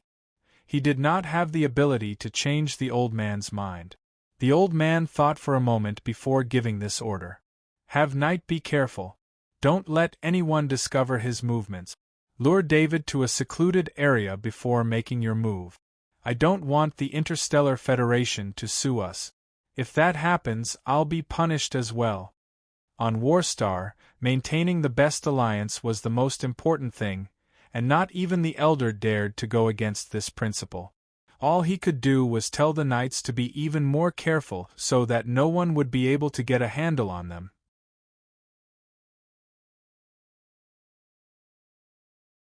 Chapter 461. David had his own office in the 4th Frontline Base's headquarters. Lieutenant Mawson had brought him there when he returned to the base. The office was located in the middle of the 4th Frontline Base's headquarters, not far from his A-05 dorm. It was also very close to the important war rooms and meeting rooms. From the position of the office, it was clear that David's position in the 4th Frontline Base's headquarters wasn't low. David turned on the photon computer on his desk and verified that it was his identity wristband. After it was turned on, he automatically logged onto the inspector's authority page. The information of all the soldiers in the 4th Frontline Base appeared on the photon computer. There were 16 soldiers who were being held captive, and the enforcers behind them were the enforcers. David also saw that he actually had the authority to lift the captive status, and he also had the authority to punish any soldier in the 4th Frontline base. However, he didn't care about this kind of authority. If he wanted power, the wealth he had right now was enough for him to have great authority. He didn't need to participate in Planet Worcester's war at all. Lieutenant Mawson, I'll leave this inspector's work to you. I need time to cultivate, David said to Lieutenant Mawson standing to the side. Lieutenant Mawson was surprised. He was David's adjutant, so he could indeed take care of some things in David's place. However, very few officers would delegate their authority to their adjutant. Adjutants could only take care of some trivial matters given to them by their officers. Yes, Major. Lieutenant Mawson was a bit confused, but he still agreed. Then you work here. I still have things to do. David immediately stood up when he saw Lieutenant Mawson agree. Lieutenant Mawson saw David's figure turn and leave without hesitation. Only then did he confirm that David really didn't care about the inspector's authority. Perhaps this is the difference between me and the Major, he thought to himself. David handed over his duties and felt extremely relaxed. He carried his custom-made exoskeleton armor to the logistics department. The logistics department was the same as before. A few logistics officers from the battalion were still arguing with Captain Booth over more supplies. However, when David walked into the logistics department, the logistics officers immediately stopped talking. They all stood up straight and saluted to David. Their eyes were full of respect. David's performance over the past 2 days had made David famous in the 4th Frontline base. He was far more powerful than Kaji should be, so the logistics officers placed David in the same position as Transcendent. David returned a military salute to the logistics officers before turning his head and nodding to Captain Boone. "What is the matter, Major?" Captain Boone asked respectfully. "I need some extra large caliber Tier 2 sniper bullets and Tier 3 healing potions." David stated his request with a smile. David had consumed a lot of super caliber level 2 sniper bullets in the past 2 days. If he didn't count his portal items, the level 2 sniper bullets he brought with him should be almost used up. David didn't want to expose his portal items, so he needed to replenish some. Besides, the consumption of the military in the war was naturally provided by the military. As for the level 3 healing potions, it was the same reason. Benton Transcendent also took the initiative to ask for it. "Major, after you came, we applied for a batch of Sniper Master supplies. You can take as many super caliber level 2 sniper bullets as you want. Currently, we can only give you 5 level 3 healing potions. What do you think?" Captain Boone, who was completely different from his usual stingy personality, immediately replied. Captain Boone's reaction made the logistics officers next to him wonder if this Captain Boone was someone else pretending to be him. He was arguing with them for a little bit of supplies, but now he was so generous that it was scary. "Then give me 1,000 super caliber, level 2 sniper bullets, and 5 level 3 healing potions."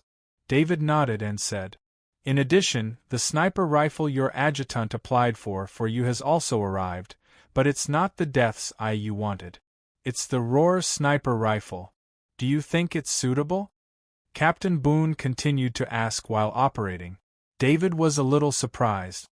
He didn't ask for a long time from his adjutant, Second Lieutenant Mawson, and he applied for a sniper rifle so quickly. David didn't know that when Second Lieutenant Mawson passed the request to the logistics department, the logistics department immediately reported it to Buffington Transcendent. It was related to David's combat power, so Buffington Transcendent immediately transferred this ordinary sniper rifle used by Kaji through their connections.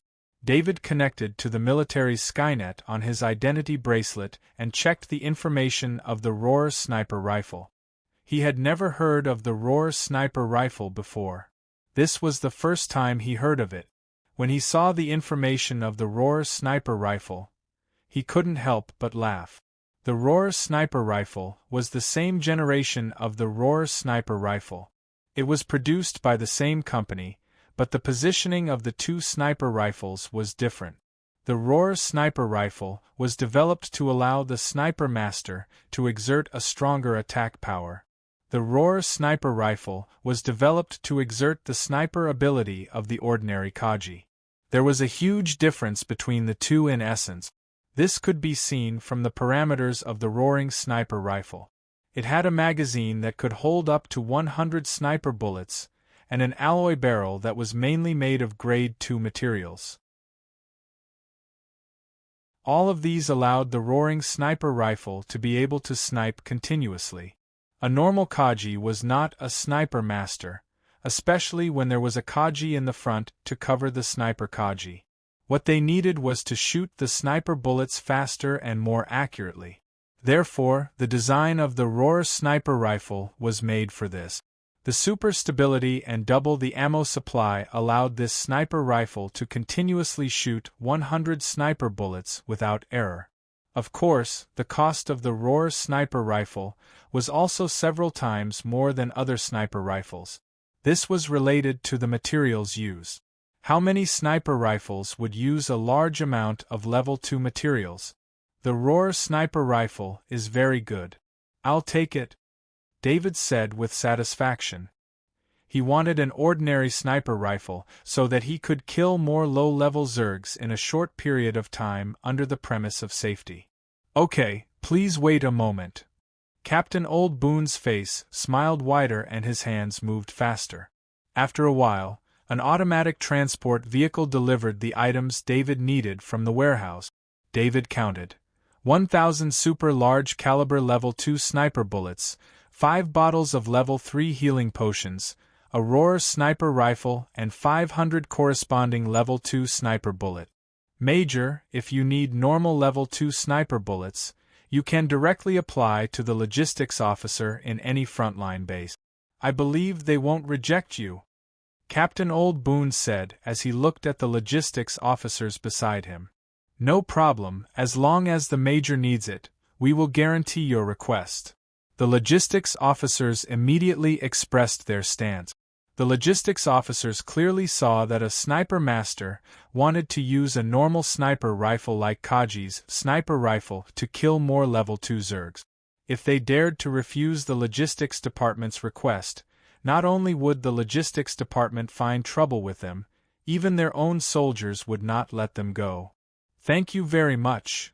David thanked them with a smile. He looked at the pile of equipment and said to Captain Old Boone, I need to repair my exoskeleton armor. Please help me send these items to my dorm. No problem, you just need to give the transport vehicle an authorization. The transport vehicle will put these items in your dorm. Captain Old Boone replied with a smile. David used his ID bracelet to give the transport vehicle an authorization. This way, the transport vehicle would have the authority to open his dorm and put this batch of materials in the dorm. Major, do you need me to introduce a repairman to repair the exoskeleton armor? His skills are very good. Captain Old Boone glanced at the exoskeleton armor loading box that David put aside and took the initiative to say, No need, I just need to borrow the tools from the maintenance department. David refused with a smile. His custom-made exoskeleton armor was too luxurious. Many of the internal technologies were the private technology of the Macintosh exoskeleton armor designer, not to mention the use of a large number of level 3 materials. If this was seen by anyone, it may cause some unnecessary trouble. Besides, he did not want to hand over his own exoskeleton armor to others for repair on the premise that he had the ability. I'm familiar with the maintenance department. I know where the best tools are.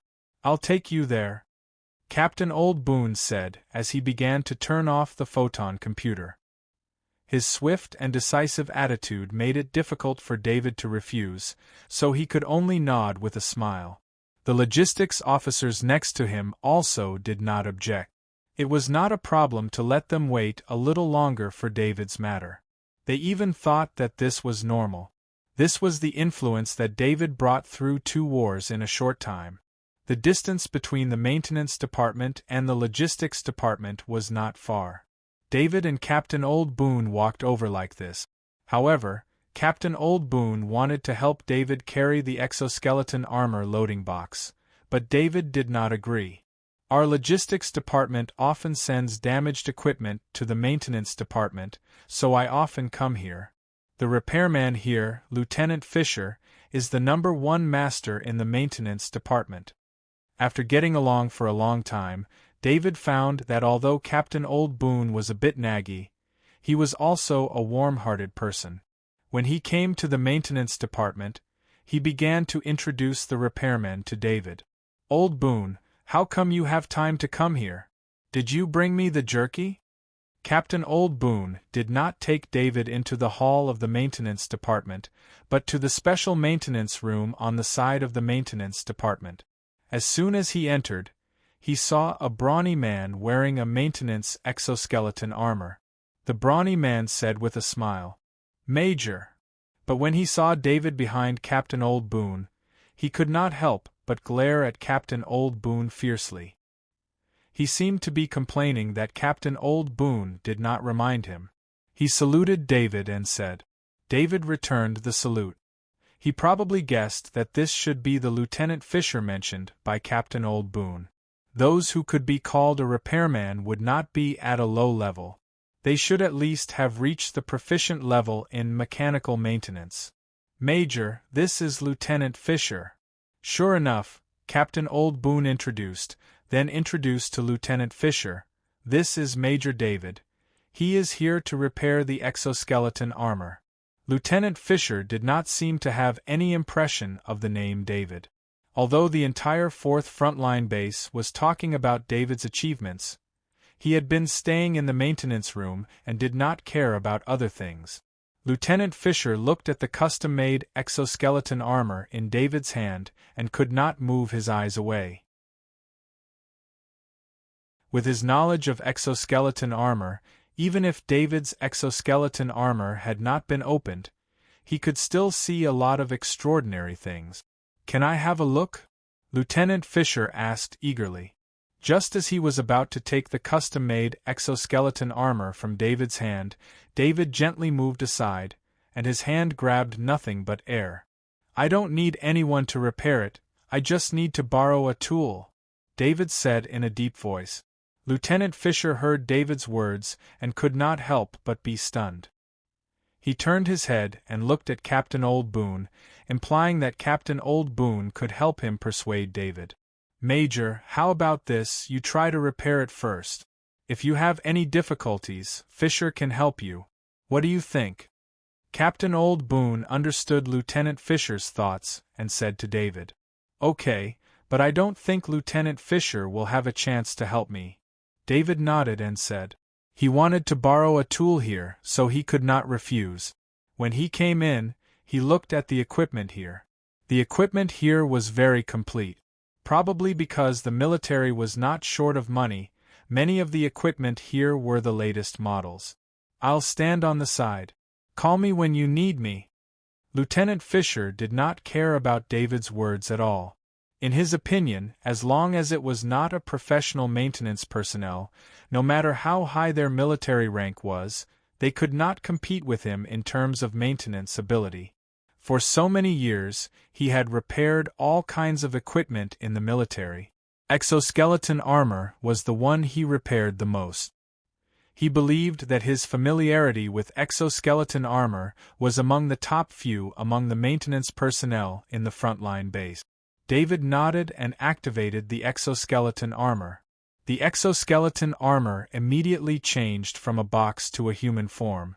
Lieutenant Fisher's eyes widened when he saw the complete exoskeleton armor. Integrated flight module, memory paint, multi-weapon support system, and enhanced energy system. Lieutenant Fisher exclaimed as he looked at the extraordinary features he saw. Then he saw a logo in an inconspicuous corner of the exoskeleton armor. "This is the work of Master Macintosh, exoskeleton armor designer," Lieutenant Fisher exclaimed. Master Macintosh was one of the best equipment manufacturers for Kaji and Transcendent, but for maintenance personnel like Lieutenant Fisher, he was an idol.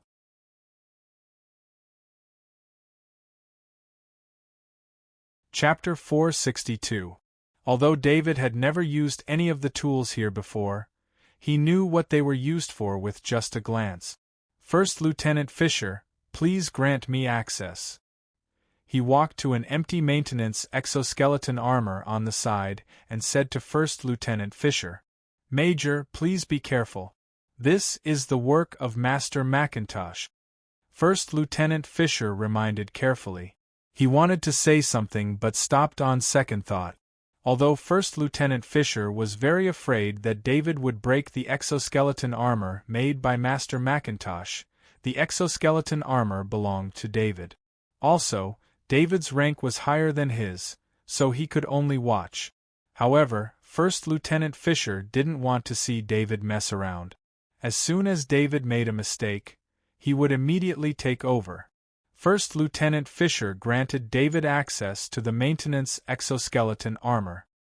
He watched as David put on the exoskeleton armor and moved around a little awkwardly. He couldn't help but feel a chill in his heart. From David's performance, First Lieutenant Fisher could tell that David was just a newbie. Perhaps it was his first time using the exoskeleton armor. It was indeed David's first time wearing the military's maintenance exoskeleton armor. This maintenance exoskeleton armor and the combat exoskeleton armor were both called exoskeleton armors, but they were two completely different armors. Maintaining the exoskeleton armor didn't require a tenfold increase in strength, speed, or defense. David just tried it, but he wasn't used to it. Maintaining the exoskeleton armor required him to increase his strength to move his arms. It was completely different from the combat exoskeleton armor. Maintaining the exoskeleton armor was like driving a car, but the combat exoskeleton armor was like controlling one's own body. That was why David was not used to it when he first put it on. However, the master mechanic ability allowed him to quickly familiarize himself with the operation. Just when First Lieutenant Fisher was about to say something to stop David, he suddenly saw David's movements change. David's movements were agile and precise, just like a veteran who had operated the exoskeleton armor for many years. Could it be that the Major was just toying with me? Fisher couldn't help but think to himself. If First Lieutenant Fisher knew about David's reputation, he would definitely not think this way. A powerful sniper master, a Kaji who was on equal footing with Transcendent, would never trick him in this aspect. David didn't care about Fisher's thoughts. He put on the maintenance exoskeleton and began to dismantle the custom-made exoskeleton. As he operated the machine, a large amount of knowledge automatically appeared in his mind. Everything that his eyes could see, including the function of all the parts, the model number, the things to take note of, and so on, were crystal clear. David quickly removed the parts that were damaged due to the excessive force. He took the parts that could be repaired to the side and used the tools to repair them. For those that couldn't be repaired, he would find new parts that could be replaced. This was the maintenance department, so there were plenty of spare parts. Fisher stood to the side and watched. He felt like he was standing in front of the professor who had taught him many years ago. That professor was a mechanical maintenance master, and was also Fisher's mentor. A layman might only see David's movements as smooth as flowing water, but Fisher, who was also a mechanic, saw something even more extraordinary. To be able to repair an exoskeleton as smooth as flowing water, one must be familiar with all the parts on the exoskeleton and be able to see where the damage was at a glance. However, there were too many parts on the exoskeleton, and the dismantling process was too complicated. Even Fisher himself couldn't do it without stopping. David found all the damaged parts, repaired them, and replaced them. The whole process only took 10 minutes. Okay, check it. David looked at the custom-made exoskeleton and said with satisfaction. Although he had the mechanical maintenance master ability, he didn't have many opportunities to use it before. Now that he had tried it out a little, he felt that it was pretty good. Although he needed to check it out, David was confident that there would be no problem with the repairs. However, Fisher was watching from the side, so he needed to give him a result. As the energy in the exoskeleton armor was transmitted, the light screen on David's identity bracelet kept flashing with data. The data was checked one by one. "Major, are you a mechanical maintenance master from the military?" Fisher asked with a burning gaze. In his opinion, David's mechanical maintenance level had definitely reached the level of a mechanical maintenance master, and his level was very high. A mechanical maintenance master of this level should be in the Star Wars military headquarters. "Fisher, you really don't know Major David?" Captain Old Boone finally couldn't help but ask. "Is Major David very famous? I've never heard of a mechanical maintenance master called David. Is Master David new here? Why isn't he in charge of the maintenance department?" Fisher looked at Captain Old Boone and asked in confusion. "God, you should use Skynet more often." Captain Old Boone couldn't help but put his hand on his forehead. First Lieutenant Fisher was a little embarrassed as he opened his ID bracelet. As soon as he logged in, he saw a lot of messages. Many of these messages told him that a legendary sniper master had come to the 4th Frontline base. His name was David Kerr. "Major, are you a sniper master?" Although Lieutenant Fisher didn't believe it, when he thought of his comrade's message and the special effect of the custom-made exoskeleton armor, he knew it was true. However, he still asked, "Yes, I'm a sniper master!" David waited for the exoskeleton armor to finish the inspection and put it in the box as he replied. "But your maintenance level should also be a mechanical maintenance master!" Fisher still insisted. When it came to his profession, First Lieutenant Fisher trusted his own eyes. Lieutenant Fisher, who said a sniper master, can't be a mechanic maintenance master? David looked at the stubborn mechanic and laughed. Fisher's eyes went blank for a moment. He couldn't imagine that someone could become a mechanical maintenance master and still have the spare time to learn other knowledge. On top of that, it was the most difficult to become a sniper master in Kaji. He looked at David's age and thought of himself. For a moment, he felt that the professor who said he was a genius was lying. If he was a genius, then what was this person in front of him? "Thank you for the tool, I'll leave first." David expressed his gratitude to Fisher and turned to Captain Old Boone. "Sorry to trouble you." Fisher didn't answer David. At this moment, he was completely immersed in his own doubts. After Captain Old Boone sent David out of the maintenance room, he turned back to the maintenance room. "Fisher, you better take a look at David's information first." Captain Boone naturally knew the character of his friend, First Lieutenant Fisher. He didn't try to persuade him and just reminded him. After that, Captain Old Boone also returned to his own logistics department, leaving Fisher standing there in a daze. Fisher was in a daze for a while before he remembered what Captain Old Boone said. He searched for David Kerr's information on his identity bracelet, and soon, a bunch of information came out.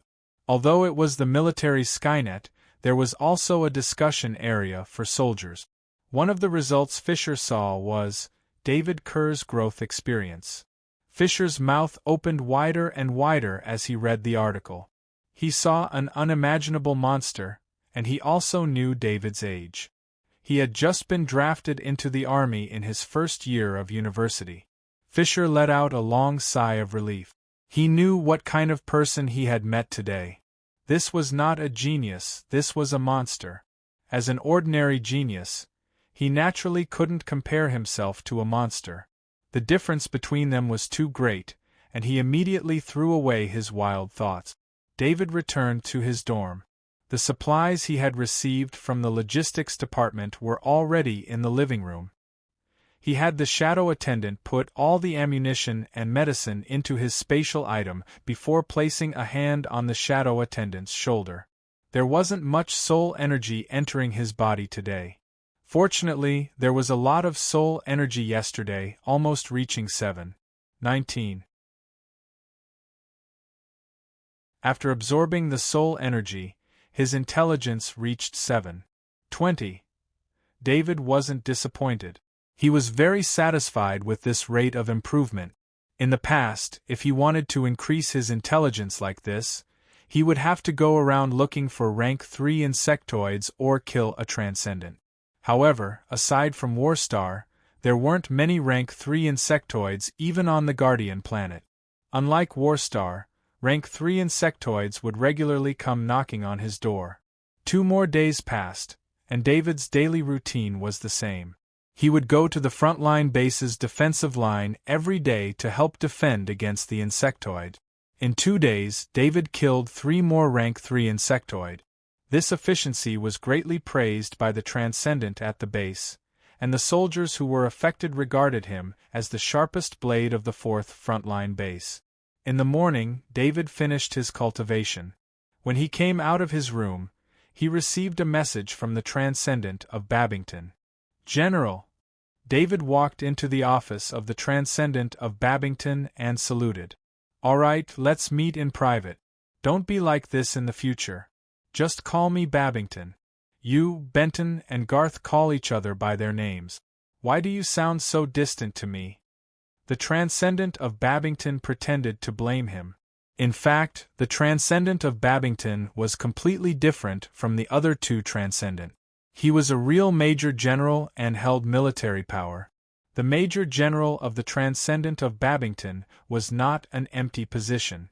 It was fundamentally different from the Major General in the form of a consecrated Major General. When David heard the words of the Transcendent of Babington, he just smiled and looked at the other person in the office. "David, let me introduce you. This is Augustine, the Transcendent of our 4th frontline base.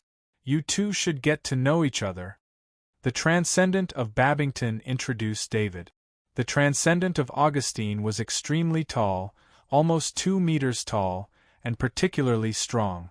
The loose military uniform on his body showed a sense of tightness.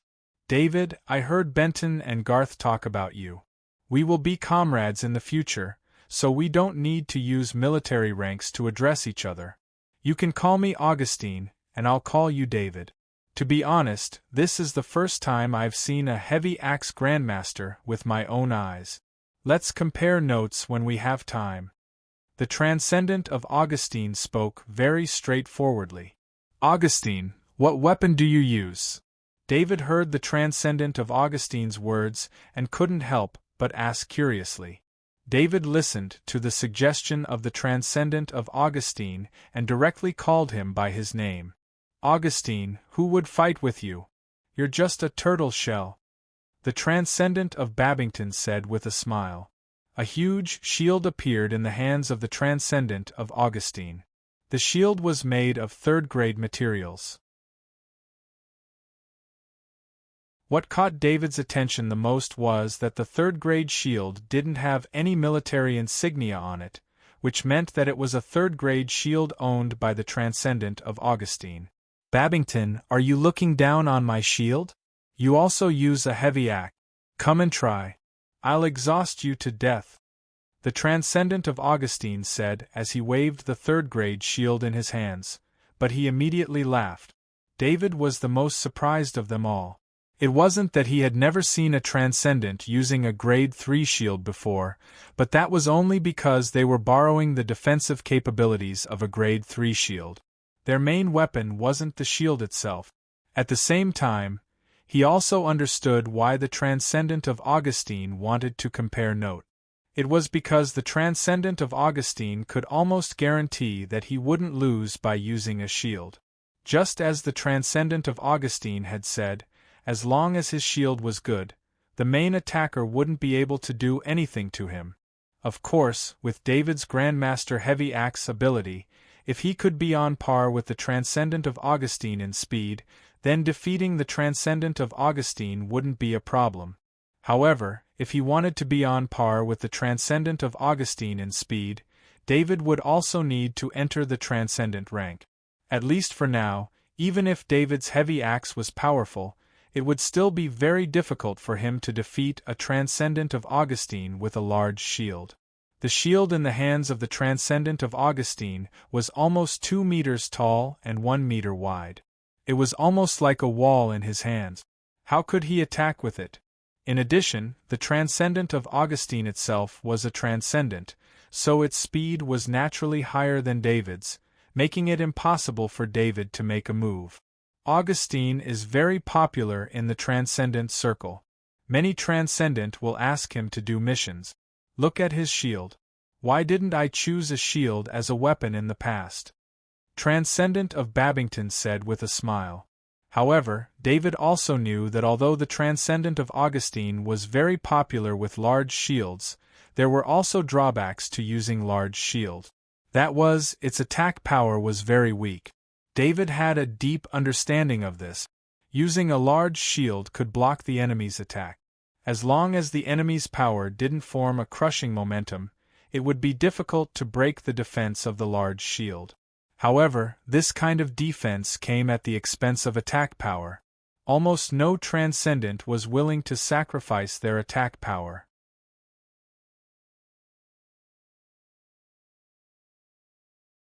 Chapter 463.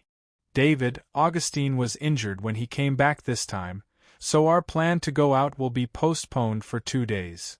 Transcendent Babington explained to David. David nodded in understanding. The injury that made Transcendent Babington explain it like this was not just a small injury. Actually, my body is very good. After taking the medicine, my strength has not been affected. I can go at any time. Transcendent Augustine said with dissatisfaction. Augustine, this is not just about you. It also includes the safety of David, me, and everyone else. I hope you can recover to your best condition before we go. Transcendent Babington said seriously to Transcendent Augustine. Okay. Transcendent Augustine shrugged and replied. David, let's block the news that you are a Grand Master Heavy Axe for a while. What do you think? Transcendent Babington turned to David and discussed. Ever since he knew that David was a Grand Master Heavy Axe, Transcendent Babington wanted to talk to David. If those guys in the military headquarters knew that David was a Grand Master Heavy Axe, they would probably transfer David out of the 4th Frontline base. Then, all his plans would be in vain. This news won't be blocked for long. Some students and mentors in the first college of Iridia will know about it. David didn't ask why. He just said with a smile. David, to be honest, if the news that you are a Grand Master Heavy Axe spreads to the military headquarters will probably let you enter the military headquarters and become a security officer in the military headquarters. In fact, your job is to protect the safety of the generals in the military headquarters. You will be far away from the war, and your safety will be guaranteed. You will also have the corresponding supply of resources on a daily basis. If you choose this path, I can report it for you. Transcendent Babington thought about it and said honestly. This was also a tradition of the military.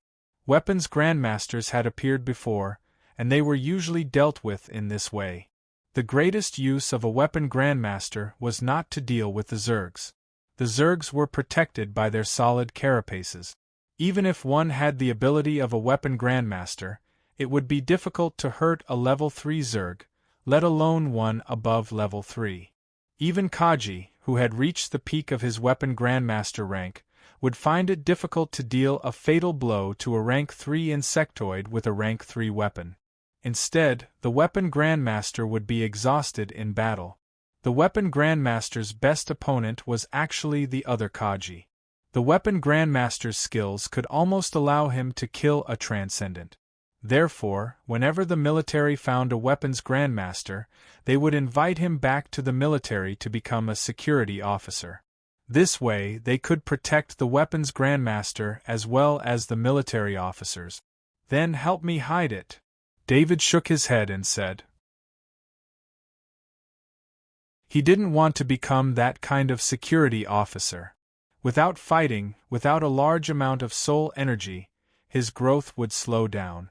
Moreover, if David really wanted to be safe, he wouldn't have joined the military.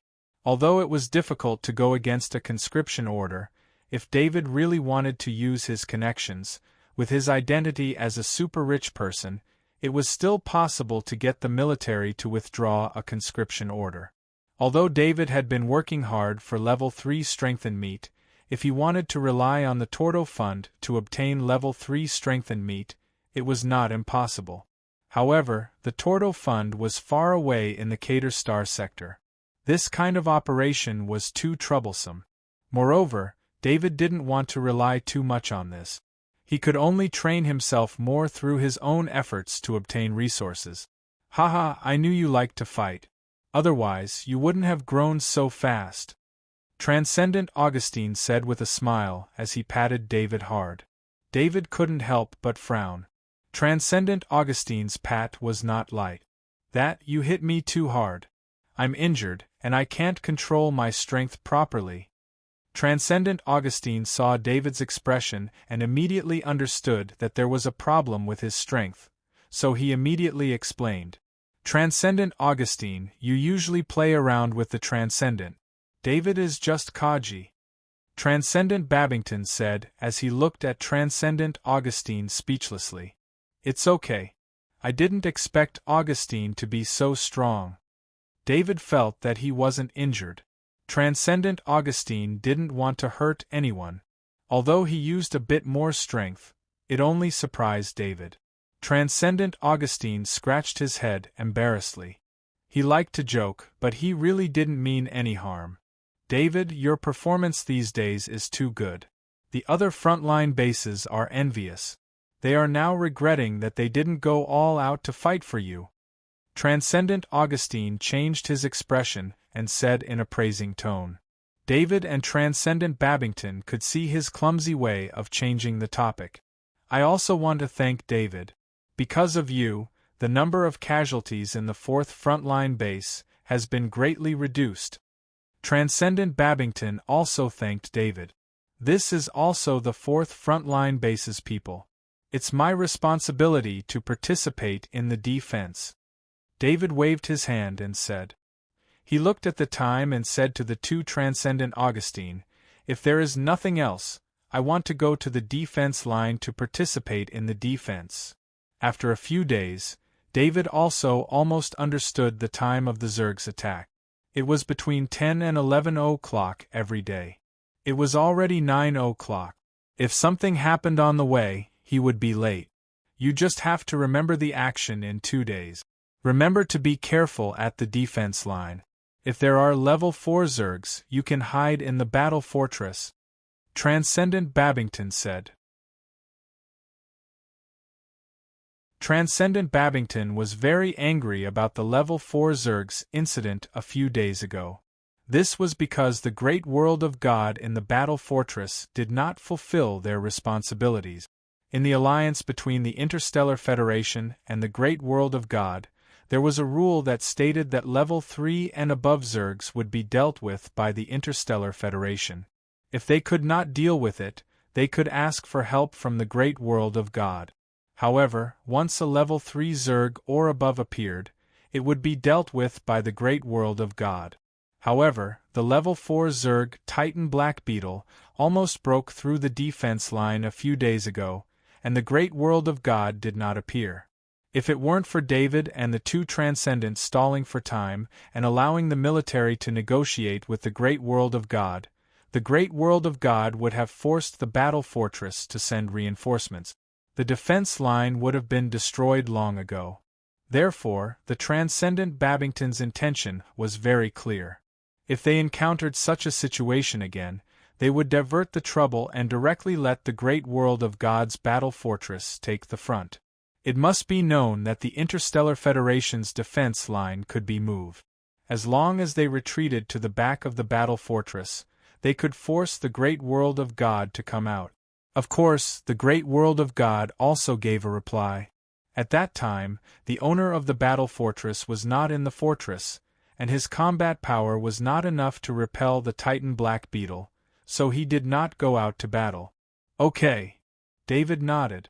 David quickly left and met up with Second Lieutenant Mawson and the 6 Kaji, who had been waiting on the Wings of Death assault ship. The Wings of Death assault ship flew away from the base headquarters and towards the defense line. After flying for 20 kilometers, Second Lieutenant Mawson suddenly found an abnormal signal coming in. Help, help! Second Lieutenant Mawson turned on the signal, and a cry for help immediately came from the Wings of Death assault ship. Major, someone is calling for help. The location is 5 kilometers away from the flight path. Right here. Second Lieutenant Mawson opened the map on the screen and made a mark on it.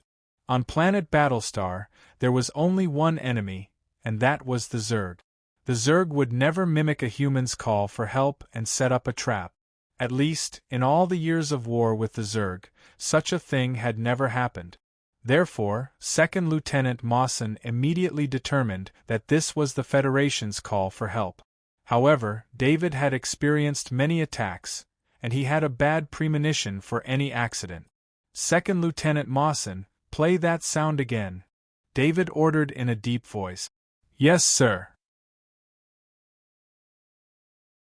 Second Lieutenant Mawson didn't understand why David didn't immediately go to the rescue and instead asked to play it again, but as the adjutant, he had to carry out orders. Another cry for help came from the Wings of Death assault ship, and this time, David listened to it very seriously. David had an ability that he rarely used, the Master Negotiator. This ability had a special ability to judge human voices, and he could hear many things from them. David could hear panic, guilt, and falsehood in the voice, but he couldn't hear the emotions of someone facing danger. Ask for the other party's identity. David continued to order. Major, the other party might be heavily injured. We might not be able to contact them. Second Lieutenant Mawson softly objected. Carry out the order. David didn't explain and only ordered in a deep voice. Please report your identity. It'll be beneficial for our rescue. Second Lieutenant Mawson didn't say anything else and said through the public channel. After about 30 seconds a reply came. I'm the staff officer of the 4th Forward Base, Chambers. I can't move. Please take me back to the headquarters. We'll be there soon. Second Lieutenant Mawson immediately replied. He turned to David and saw a playful smile on David's face. Major, is there a problem? Second Lieutenant Mawson turned off the public channel and asked. If you were injured so close to the headquarters and couldn't move, what would you do? David asked with a smile. He then turned to the other 6 Kaji and asked, What would you do? While Second Lieutenant Mawson was still thinking, Second Lieutenant Harcourt had already given the answer. I would use my identity bracelet to call for help from the headquarters. This distance is within the headquarters' communication range, Second Lieutenant Harcourt said in a deep voice. He was different from Second Lieutenant Mawson. Second Lieutenant Mawson was an intelligence officer, not a warrior on the front line. So after hearing the distress signal, he instinctively wanted to go to the rescue. Second Lieutenant Harcourt, on the other hand, often carried out combat missions and had a lot of experience in dealing with accidents in the wild. He didn't notice it before, but after David reminded him, he realized something was wrong. Then, is this Staff Officer Chambers real? Could it be that his identity bracelet is partially faulty? When Second Lieutenant Mawson asked the second question, he felt that he couldn't justify it. If the identity bracelet was faulty, how could it send a distress signal to them? There is indeed a person called Staff Officer Chambers, but why did he set this trap? David was sure that this was a trap. He said in a deep voice. Although David had handed over the job of the inspector to Second Lieutenant Mawson, he had flipped through the list at the time. Although he didn't necessarily remember all the names of the soldiers at the back, he remembered the names of the officers at the headquarters very clearly. This was due to his strong spirit. Although he only glanced at it once, he remembered it in his mind. So, David confirmed that Staff Officer Chambers was an officer in the headquarters of the 4th Frontline Base, but he didn't understand why the other party wanted to deal with him. Second Lieutenant Mawson, you pilot the Wings of Death assault ship back to the base headquarters immediately and report this matter to General Babington. I'll go and see who wants to deal with me, David said as he began to organize his equipment. Major, let us go with you. Second Lieutenant Harcourt stood up and asked. Go back, this is an order. David waved his hand and decided. David was very angry. This was the Federation Army, the line of defense that protected the entire Interstellar Federation. But even here, there was still someone who wanted to deal with him. As for the danger, David still had some confidence in his own strength. As long as he was careful, he would be able to find the other party's trap while hiding himself from a long distance. David jumped off the Wings of Death and didn't fly. Instead, he went to the direction of the signal from the ground. Second Lieutenant Mawson slapped himself hard in the face. As an intelligence officer, he should have found the problem earlier than David, but until David raised the question, he didn't find anything unusual. Second Lieutenant Harcourt didn't persuade Second Lieutenant Mawson. He understood that this was a process of growth. General Babington, I'm Second Lieutenant Mawson, the adjutant of Major David. I have something to report to you. Second Lieutenant Mawson quickly recovered his emotions. He opened his identity bracelet and began to contact the Babington Transcendent. He wouldn't go back and report. That would be too much of a waste of time. If something really happened to David, how would he explain it to the military headquarters? Not to mention the actions of the Babington Transcendent. After hearing Second Lieutenant Mawson's report, David soon found a sniping position after getting off the Wings of Death. At a distance of 5 kilometers, he could clearly see the situation over there through the scope of the Rohr sniper rifle. In the scope, David saw an officer lying on the ground. Although he hadn't seen this officer before, David was sure that this was the staff officer named Chambers through the comparison of the photos in his memory. David turned the scope and looked around the staff officer Chambers, trying to find out if there was anything unusual. Soon, David aimed the scope at a boulder 20 meters away from the staff officer Chambers. This boulder was 3 meters high and 4 meters wide. It was eroded into an irregular shape by the wind. The boulder blocked the situation behind the boulder. David couldn't see the scene behind the boulder even if he let the shadow attendant fly in the air. However, David saw something flash on the edge of the boulder and then disappeared in an instant.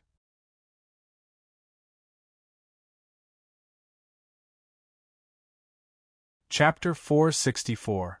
With his powerful mind, David's memory was extraordinary. Even though the thing only flashed for a moment, he still remembered it. In David's mind, he began to replay the scene. It looked like long hair or something thicker had been thrown out from behind the rock and then quickly retracted. This is planet Battlestar. Aside from humans, there are only insectoid. Could it be the insectoids?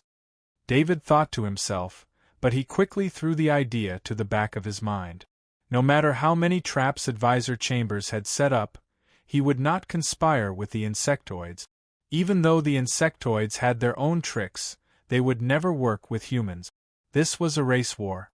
Suddenly, the image of the sixth knight riding on the warhorse appeared in David's mind. Wasn't the horse's tail like this? David recalled the name of an organization that had not made any moves for a long time. The Great World of God's Intelligence Organization in the Interstellar Federation. David had obtained hundreds of bottles of holy water of youth from this organization and had foiled their plans to ambush him many times. Otherwise, he really could not think of anyone else who could use the Great World of God to ambush him. After being here for a few days, he also knew how isolated the Great World of God was from the Interstellar Federation. I don't care who you are. Since you're here, don't go back. A cold light flashed in David's eyes, but it quickly disappeared. His aura became faintly discernible. The shadow attendant took out a camouflage cloth from his interspatial ring and covered his body with it. David's figure was completely blended in with his surroundings due to the camouflage cloth's optical concealment effect. He activated his silent stealth and began to move forward. He carefully controlled his speed so that the camouflage cloth's optical concealment effect would not be too distorted if he moved too quickly. Fortunately, the environment was very monotonous, and there was nothing too complicated. The camouflage cloth's optical concealment effect made it difficult to notice even if he moved slightly. In fact, Advisor Chambers, who was groaning on the ground, could not even stand up to check. Even if he was acting, he still needed to act like he was injured and unable to move. As for the knight behind the rock, it was impossible for him to check it out. Therefore, David's approach was very smooth, allowing him to easily reach a distance of 500 meters. The knight actually looked down on David's Kaji. David's strongest skill was sniping, but in the eyes of the knight, the so-called sniper master was just a gunner. In the knight's opinion, Kaji had already embarked on the wrong path of cultivation, let alone sniping. Kaji, who did not rely on his own strength at all and relied solely on his sniper rifle, was a completely wrong profession. Although the sniper master was good at dealing with the Zergs, he could only deal with the weak level 3 Zergs. This kind of combat power was not worth much in the eyes of the knight. This time, when he received the order to capture David, the knight was just an executor. He did not communicate with Staff Officer Chambers and only acted according to the previous arrangement.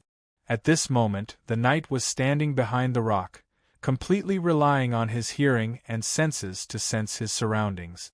The knight was very confident in his own strength. If he did not take into account his equipment, he would probably be on par with a normal transcendent. However, with his equipment, he could easily crush a normal transcendent. Even a top transcendent was nothing in his eyes. Staff Officer Chambers was very anxious.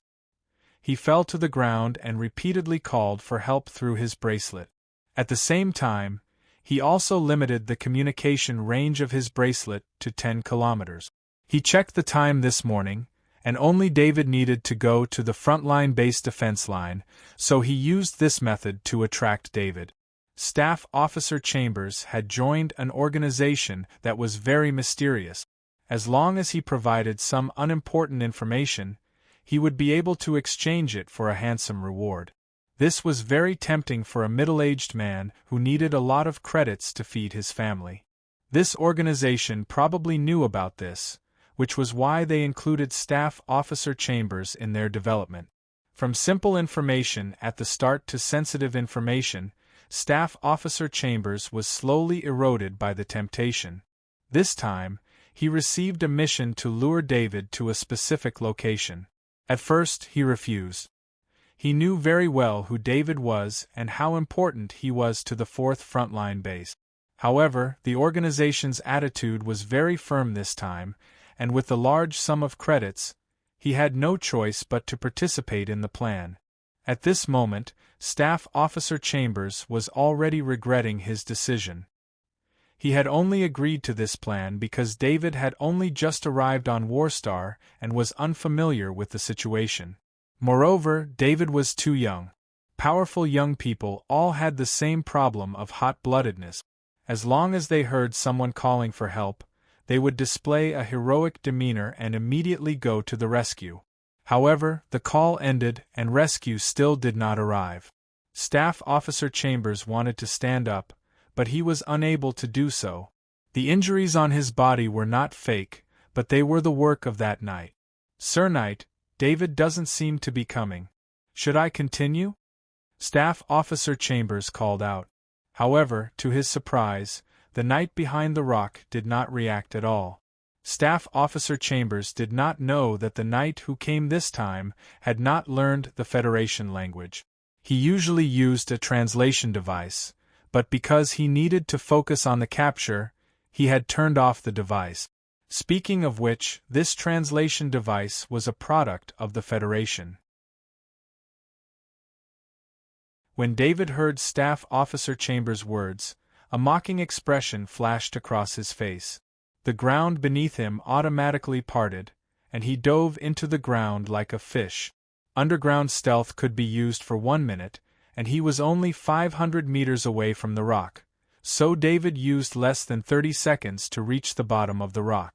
The shadow attendant remained on the ground, and David was able to see the full appearance of this knight through the shadow attendant's eyes.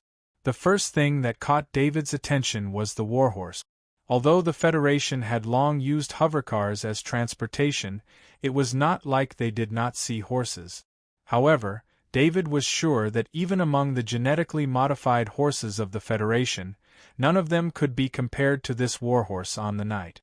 This warhorse was covered in horse armor from head to toe. It was divided into head armor, neck armor, back armor, chest armor, belly armor, and leg armor. All of them were made of grade 3 materials. The equipment on this warhorse alone was more luxurious than many of the Federation's transcendent equipment. Not to mention, there were all kinds of patterns on the horse armor. David had seen many magical things in the great world of God, so he naturally would not treat these patterns as decorations. Although he did not know the effects of these patterns, the energy waves on the horse armor showed that it was not ordinary. With this kind of horse armor, the warhorse was naturally extraordinary.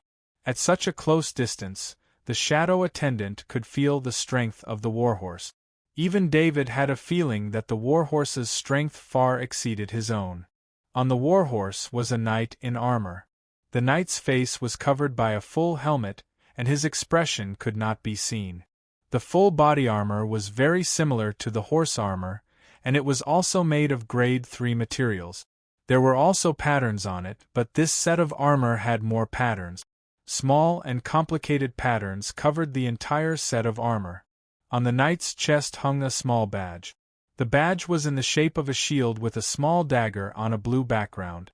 The knight and the warhorse stood there, and there was a sense of harmony between them. David even felt that the knight's every breath was in sync with the warhorse's, and there was also a kind of energy circulating between the two. This was the first time David faced an enemy like this. He had to make a choice: attack now or wait for the military transcendent to arrive. He was 100% sure that he only had one chance to attack, and the knight would not let him attack twice. The second time would be a failure. David did not have much time to think because the underground move effect only lasted for 1 minute. He only had 15 seconds left to think, or he would have to stay underground for another 5 minutes and wait for the underground move ability to recover. Perhaps the knight was a little impatient because the time was longer than expected. He pushed his helmet up and revealed a bearded face. It was a middle-aged man. Other than the slightly red color of his eyes, he was no different from the humans of the Interstellar Federation. At this moment, the knight also reacted to Chambers' yelling. He took out a translation device from the warhorse's side pocket and turned it on. Chambers' words were translated, and the knight's face was filled with anger. He entered a sentence into the translation device, and then a voice came from the translation device. "Shut up." Chambers was startled by the sudden voice. He immediately realized that it was the knight's response, and he immediately shut up. He was in a lot of pain, and he didn't know how long he had to wait.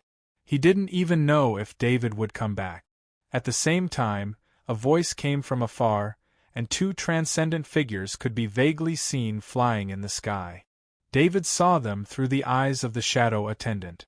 The knight also sensed the presence in the distance, and he quickly leaned his body against the rock. David's eyes lit up when he saw the knight's movement. David only had 5 seconds left, and he was about to give up on the assassination. However, the knight's face was not covered by the mask, and this gave David a chance. David entered the rock from underground, and this was the scariest part of the underground sneak. At the same time, the rocks also split apart silently, creating a tunnel for David to pass through. Even the knights who were close to him didn't sense anything. 2 seconds later, the distance between David and the knight was only a thin layer of rock. David wiped his calf and pulled out the transcendent stiletto. At this moment, David only needed to lightly stab the transcendent stiletto to pierce the knight's unprotected face. However, David had experienced many assassination attempts, and he knew that he could never rely on one hit to kill the target. Extreme speed, strength shock, strength boost, and strength stack were all activated, and his combat power instantly soared. Next, he pulled out the spirit arrow, bewitching pattern, and slumbering pattern from the soul fortress. He opened his mouth and activated the high-frequency sound wave. In the last 2 seconds of the underground sneak, the knight was still hiding his body and thinking about how to leave without being discovered by the two transcendent. David's attack was brazenly launched. Because they were so close that both sides were almost touching, David's attacks all landed on the knight. First, the spirit arrow, bewitching pattern, and slumbering pattern flew in front of the knight. Before the knight could react, his armor emitted a white light. Immediately, a barrier appeared on the knight's body. This barrier shook a little under the spirit arrow attack, but the bewitching pattern and slumbering pattern were blocked outside the barrier. At this moment, the high-frequency sound wave hit the barrier. Due to the distance, the high-frequency sound wave did not lose any of its original power. The white barrier dimmed a little, but it was still protecting the knight. Although the previous attacks were blocked, David could not stop now. He stabbed out with the transcendent stiletto in his hand. The transcendent stiletto surged with spatial energy. Then, the transcendent stiletto and David's arm disappeared from the spot and reappeared outside the giant rock. More than half of the transcendent stiletto was submerged in the barrier. However, the transcendent stiletto was blocked. At this point, the assassination attempt was considered a failure. However, the transcendent stiletto had pierced a little of the knight's skin. If this kind of injury had been pierced by other weapons, even if it was highly toxic, the knight would not have lost his ability to fight in a short period of time. Therefore, when the time came, David would have to bear the wrath of the knight. Whether it was capture or death, it was inevitable.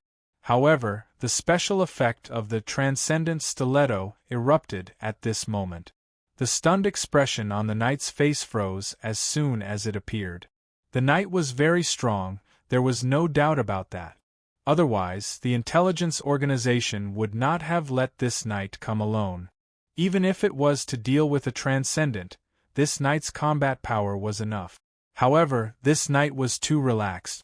Perhaps he was not fighting against the Zergs, but against the Interstellar Federation's Kaji, which made him lose his usual vigilance. If the knight did not open his helmet, David would not have been able to assassinate him at all. David did not have the slightest confidence to pierce through a full body armor with a special pattern and a grade 3 defense with a grade 3 sharpness of the transcendent stiletto. David's final attack was launched at the same time, which caught the knight off guard. No one would have thought that a target would appear from the boulder in front of them, which had been providing them with cover, and launch a round of attacks at them.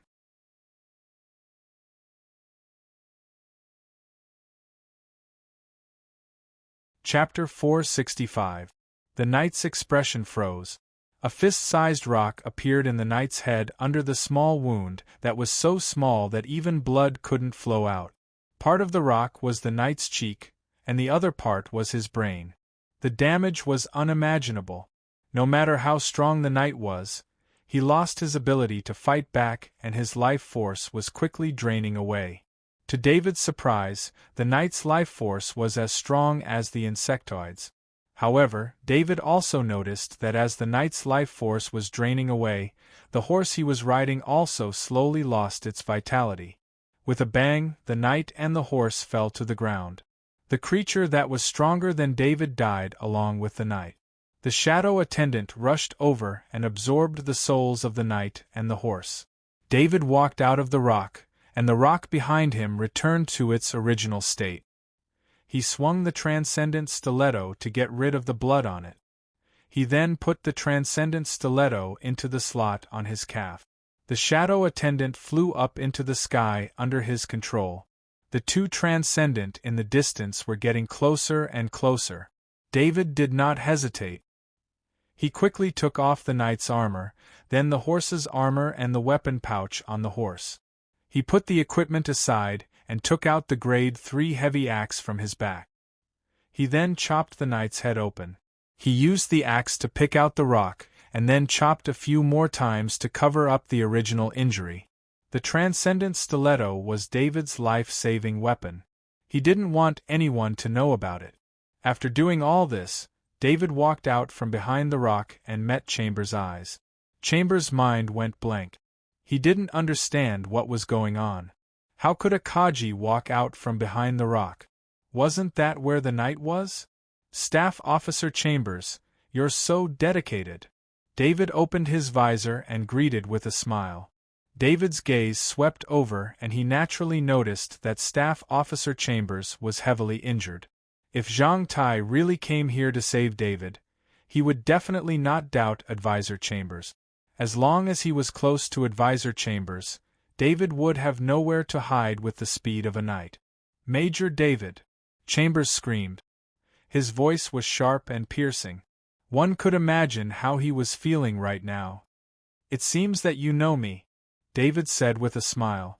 However, in Chambers' eyes, David's smile was like a demon's grin. Chambers thought about David's information. It was full of cold-blooded massacres. As long as David's life was threatened, David's revenge would be crazy and cruel. In David's revenge, hundreds of thousands of lives had been destroyed. Don't kill my family. I can tell you everything I know, Chambers screamed. His face was full of fear. David's smile froze on his face. He didn't expect Chambers to say something like that. Was he really that scary? David always thought he had a clear distinction between kindness and hatred. He would do his best to repay those who were kind to him, and he would do his best to kill those who wanted to kill him. He came from a peaceful world to this world. The area he was in was the Monolith War Zone.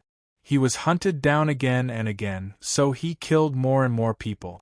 He wasn't from this world, so he had a natural sense of isolation. Except for a few people he recognized, he didn't care about the rest.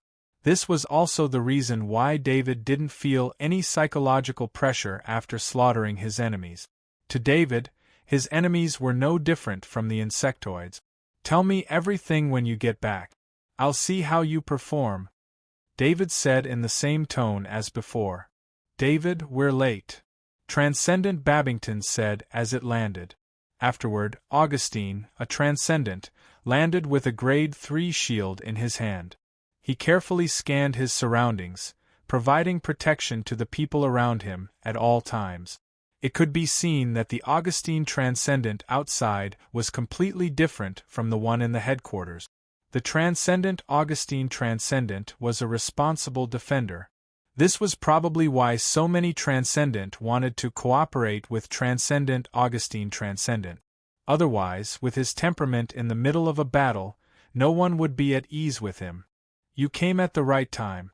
Staff Officer Chambers has arranged a good show for me, but he's not a qualified actor, David replied with a smile. Transcendent Babington turned to look at Staff Officer Chambers on the ground, anger rising on his face. Staff Officer Chambers, very good. I can't believe there's someone like you in my army. Staff Officer Chambers was a direct subordinate of Transcendent Babington. He was an officer in the headquarters. Now, this officer wanted to set a trap to deal with his colleague.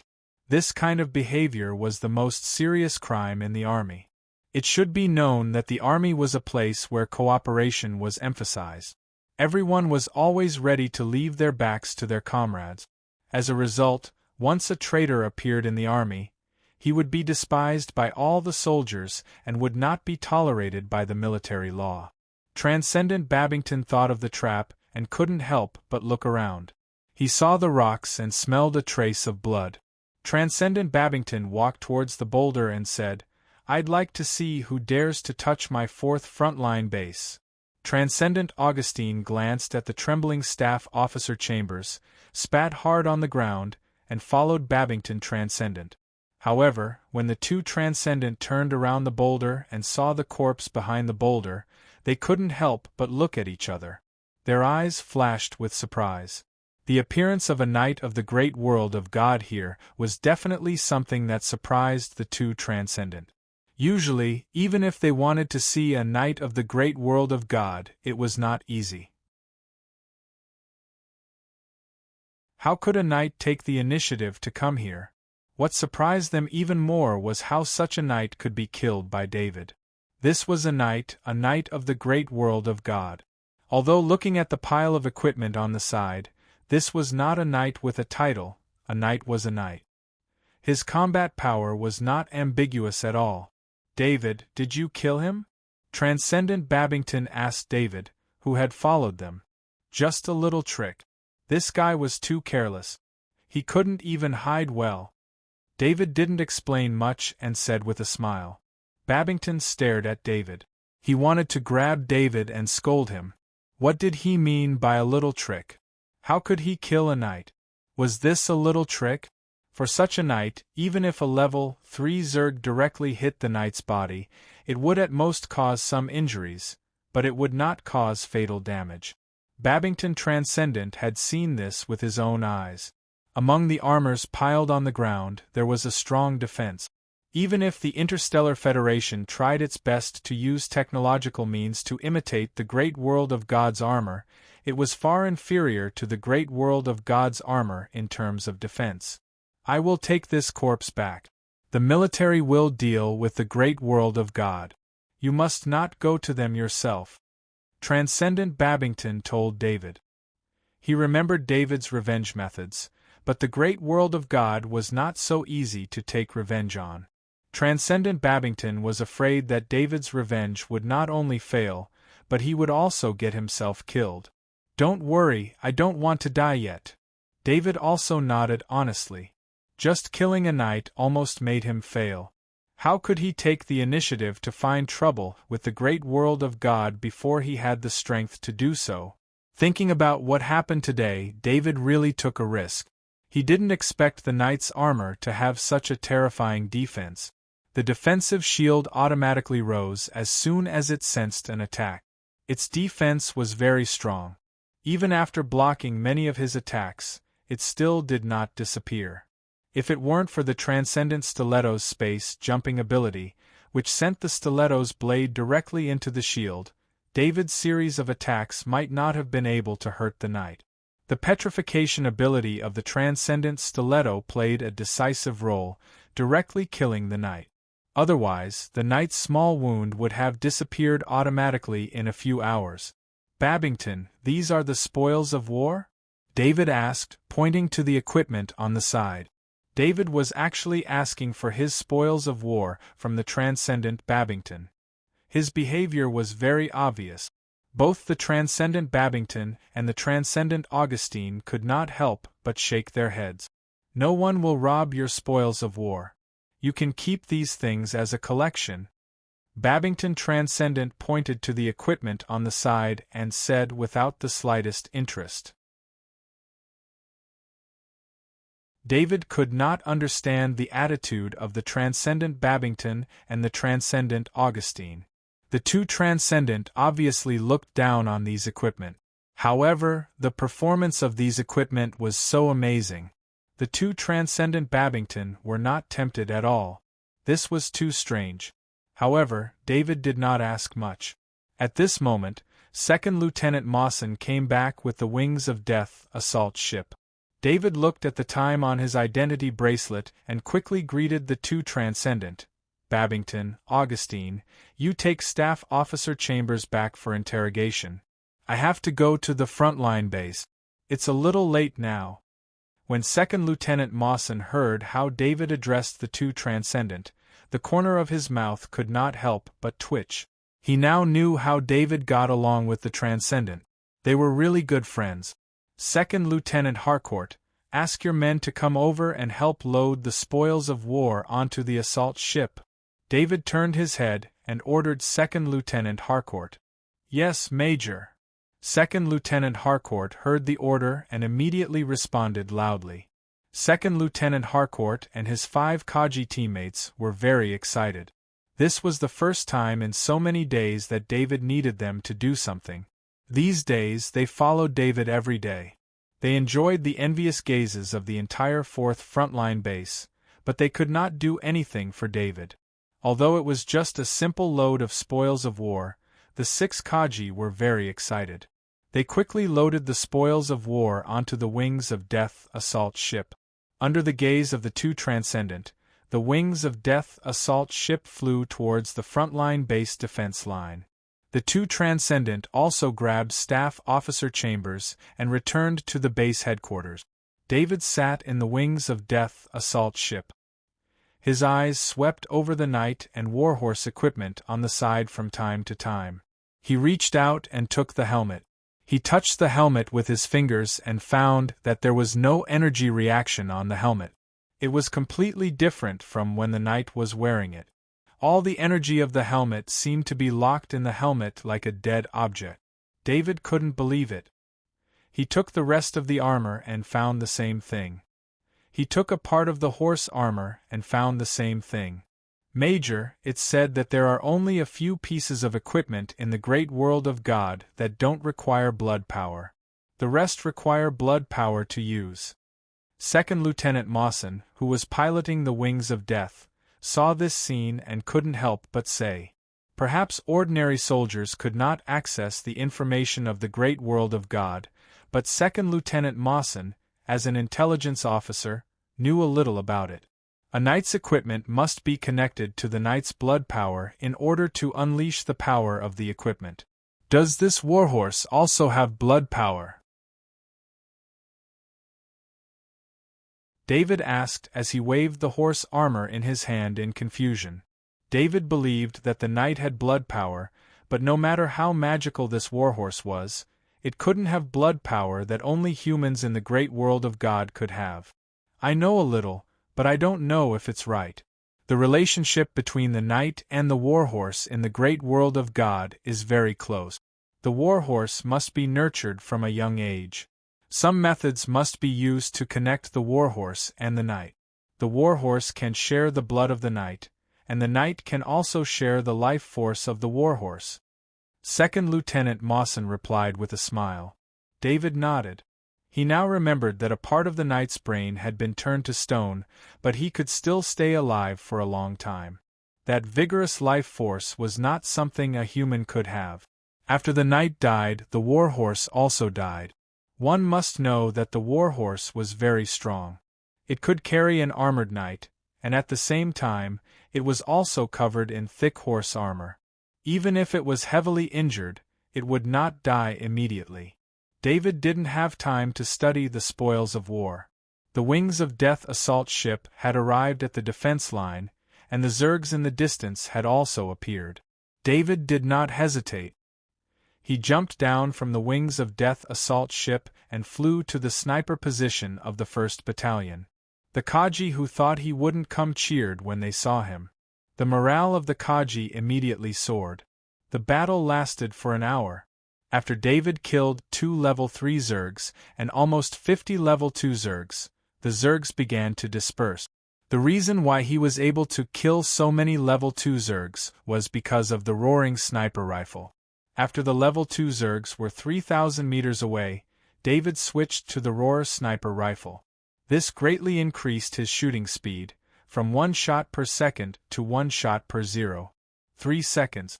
With this sniping speed, and with the cooperation of the other Kaji snipers, all the level 2 Zergs were killed before they could reach the Kaji's battle formation.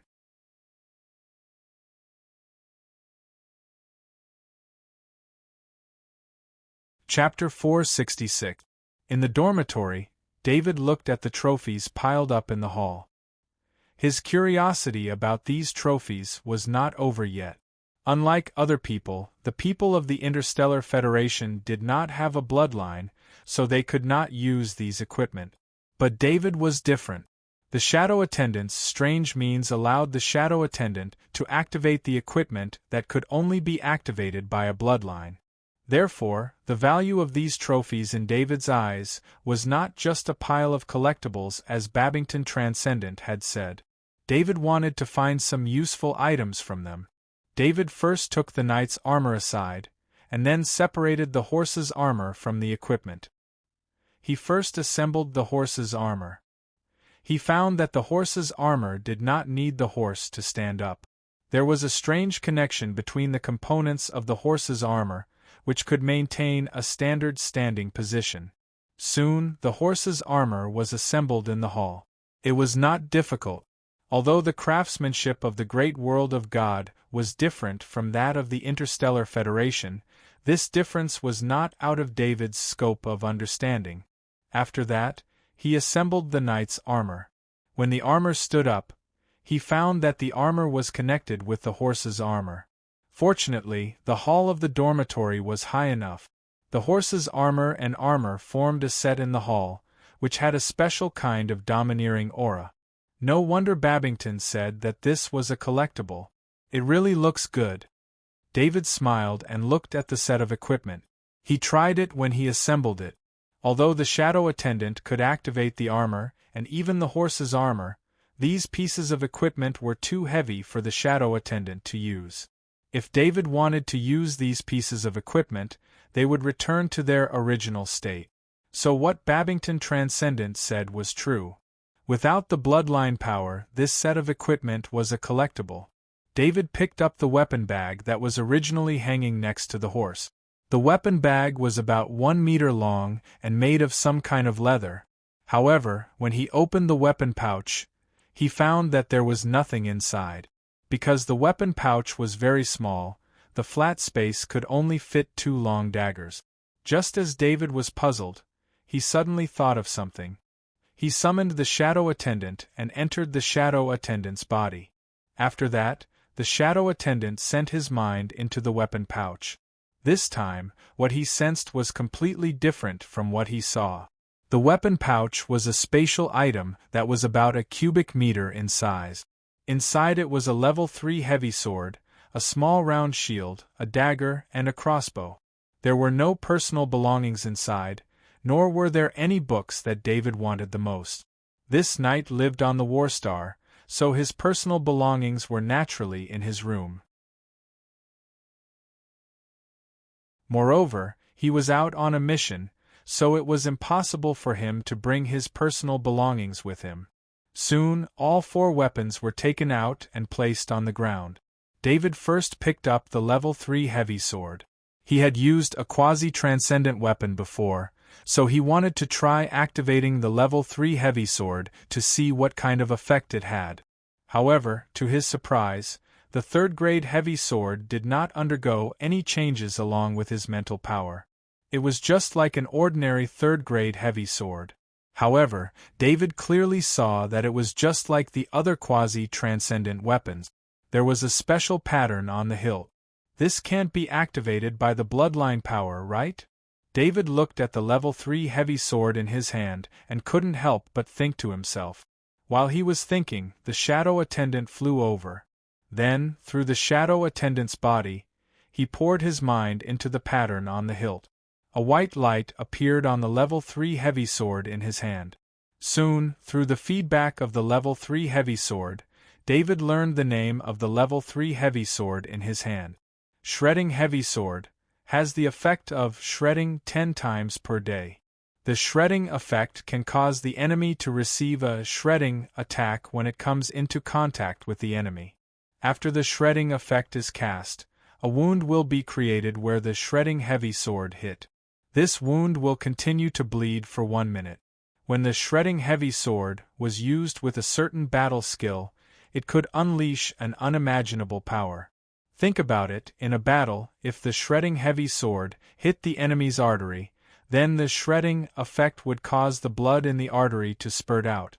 1 minute was enough for the enemy to completely lose the ability to fight and resist.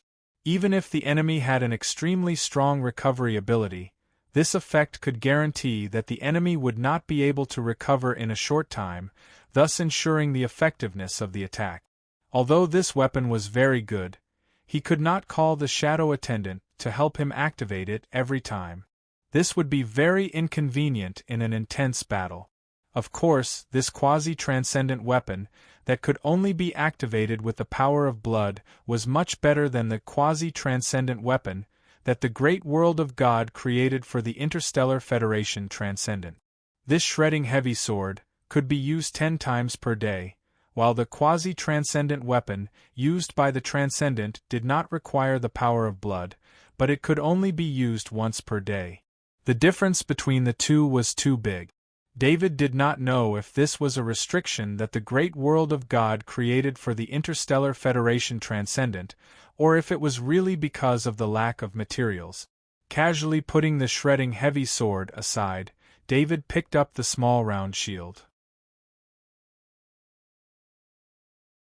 The back of the small round shield could be held in 2 ways. One was to hold it with the hand, and the other was to stick it on the armor. There was a corresponding interface on the armor. This time, David was too lazy to try it himself because he knew that this was a weapon that could only be activated with the power of blood. The almost solidified energy clearly showed the result of the effect being locked. David used the mind of the shadow attendant to activate the pattern on the small round shield. After a flash of white light, David was wrapped in a light barrier. This round shield was called the Guardian Shield. It could be activated 10 times per day. The light barrier on David's body was the Guardian Light. The Guardian Light was effective against mental, physical, and energy-type attacks. Of course, when David activated it, he did not provide the Guardian Shield with the power of blood, so the defensive effect of the Guardian Shield was very limited. When David attacked the knight, the Guardian Light on the knight's body was fixed on the knight's armor. It would be automatically activated once the knight was attacked. The reason why the Light of Protection was so powerful was that the Light of Protection had been absorbing the knight's energy to maintain the consumption of the Light of Protection after it was activated. The stronger the energy in one's body, the stronger one's defense would be. He put the Guardian Shield aside. Compared to the shredding épée, the Guardian Shield's effect was too small. A Guardian Light without much defensive power was very limited. David would not entrust his defense to the Guardian Light. He believed in his own ability. The dagger was nothing special. It was just a sharp third-grade dagger, but the style was exotic. Lastly, the crossbow also had a pattern on it. The short arrow inside was a finger-length steel needle. There was something smeared on the steel needle that made it have a faint fishy smell. David had never seen this kind of crossbow before. The crossbow could only be fired once at a time. If he wanted to use it again, he would have to manually reload it. The crossbow was currently loaded. David had the shadow servant take out a rank 3 material from his spatial ring and placed it on the ground. Then he aimed the crossbow at the 3rd-grade material and pressed the trigger. With a soft sound, the steel needle flew out. The steel needle hit the 3rd-grade material and was deflected to the side. David, on the other hand, was not surprised. If this seemingly ordinary steel needle could really pierce through a grade 3 material, David would have suspected that the grade 3 material he had obtained was a fake. David reloaded the crossbow and changed the needle. This time, he used his mind to let the shadow attendant activate the pattern on the crossbow. As the pattern flashed, David saw a white pattern appear on the crossbow and then enter the crossbow. David fired the crossbow again. The steel needle flew out, but this time, the steel needle had a white glow. This time, the steel needle hit the 3rd-grade material and immediately burst into a white mist. David quickly flipped back and moved away. A layer of frost formed on the 3rd-grade material and a 1-meter radius around it. The temperature in the hall dropped instantly. David's eyes lit up. This seemingly ordinary crossbow could release a frost attack. At the same time, because of the frost power, the steel needle's destructive power increased. The steel needle pierced a little into the third-grade material. David finally understood why the needles were smeared with poison. After the power of frost was added to the crossbow, even Tier 3 materials could penetrate it a little. If it was used against an enemy, it wouldn't be a problem to pierce the enemy's skin in a sudden situation, and then the poison would take effect. This time, the spoils of war were rich, but that was not the most important thing. David pressed one hand on the shadow attendant's shoulder, and then a trace of soul energy flowed into it. David then checked his will. In the past few days, his will had grown rapidly. With today's harvest, it had risen to 732. David even suspected that as long as he stayed here, his will would be able to reach 8 in a few months. David withdrew his thoughts and entered the shadow attendant's body. This time, he wanted to see the ball of knowledge he had obtained.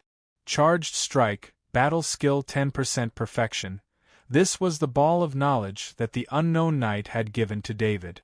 It was a battle skill ball that David could use. This unexpected surprise made David feel that it was too sudden.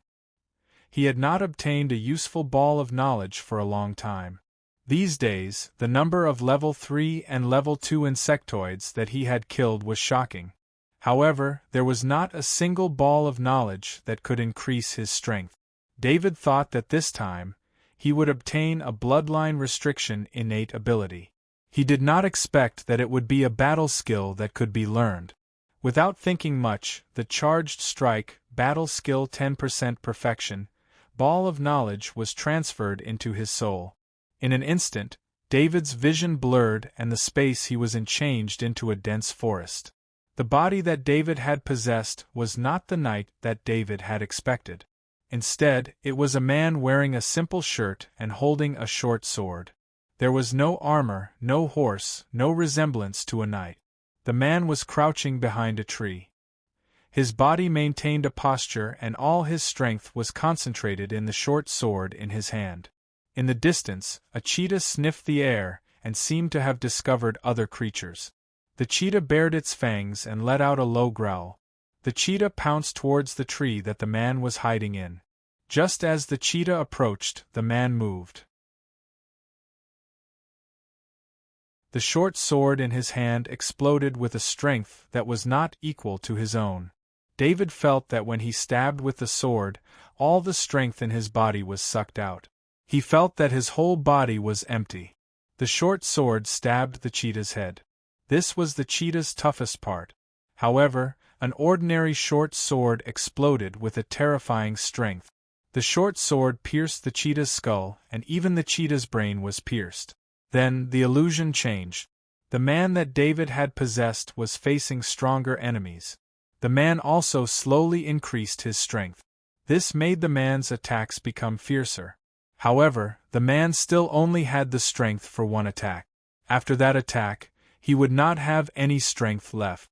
After a long time, David opened his eyes. A large amount of knowledge hovered in his mind, and then turned into his own instinct.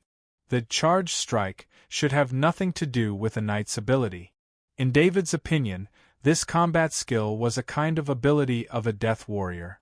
Exploding out all the power in one's body in an instant, this kind of explosiveness was achieved by overdrawing one's own power. Therefore, the person who used the charged-up strike would be very weak for a period of time afterward. This was completely different from the fighting style of a knight. It was more like an assassin. In fact, this knight was trained by the intelligence organization to work for them. Because of the work, what the intelligence organization needed was not a knight who fought on the front line, but an assassin who could do the dirty work. Therefore, the knight trained by the intelligence organization needed to learn how to assassinate in addition to knight training from a young age. This knight was the one with the best performance among all the knights that the intelligence organization had trained over the years. His charged-up strike could always catch his opponent off guard. Even opponents who were stronger than the knight would fall in his hands.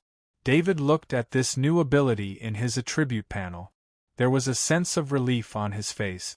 He now knew that the knight he assassinated was also an assassin. However, His identity was shown as a knight and he was working with advisor Chambers. Therefore, he did not show his ability as an assassin.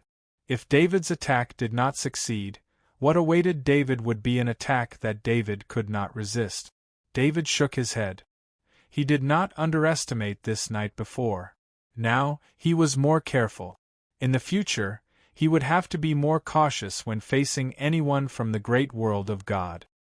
He wanted to find the ball of knowledge provided by the soul of the warhorse, but he did not find it. The warhorse was obviously very strong, but it did not produce a ball of knowledge, which surprised him. David had a certain understanding of creatures that could produce balls of knowledge. Intelligent creatures would almost always give themselves the ball of knowledge with the strongest ability. Other creatures would have to see if they had any special ability. Otherwise, they would not give the ball of knowledge at all.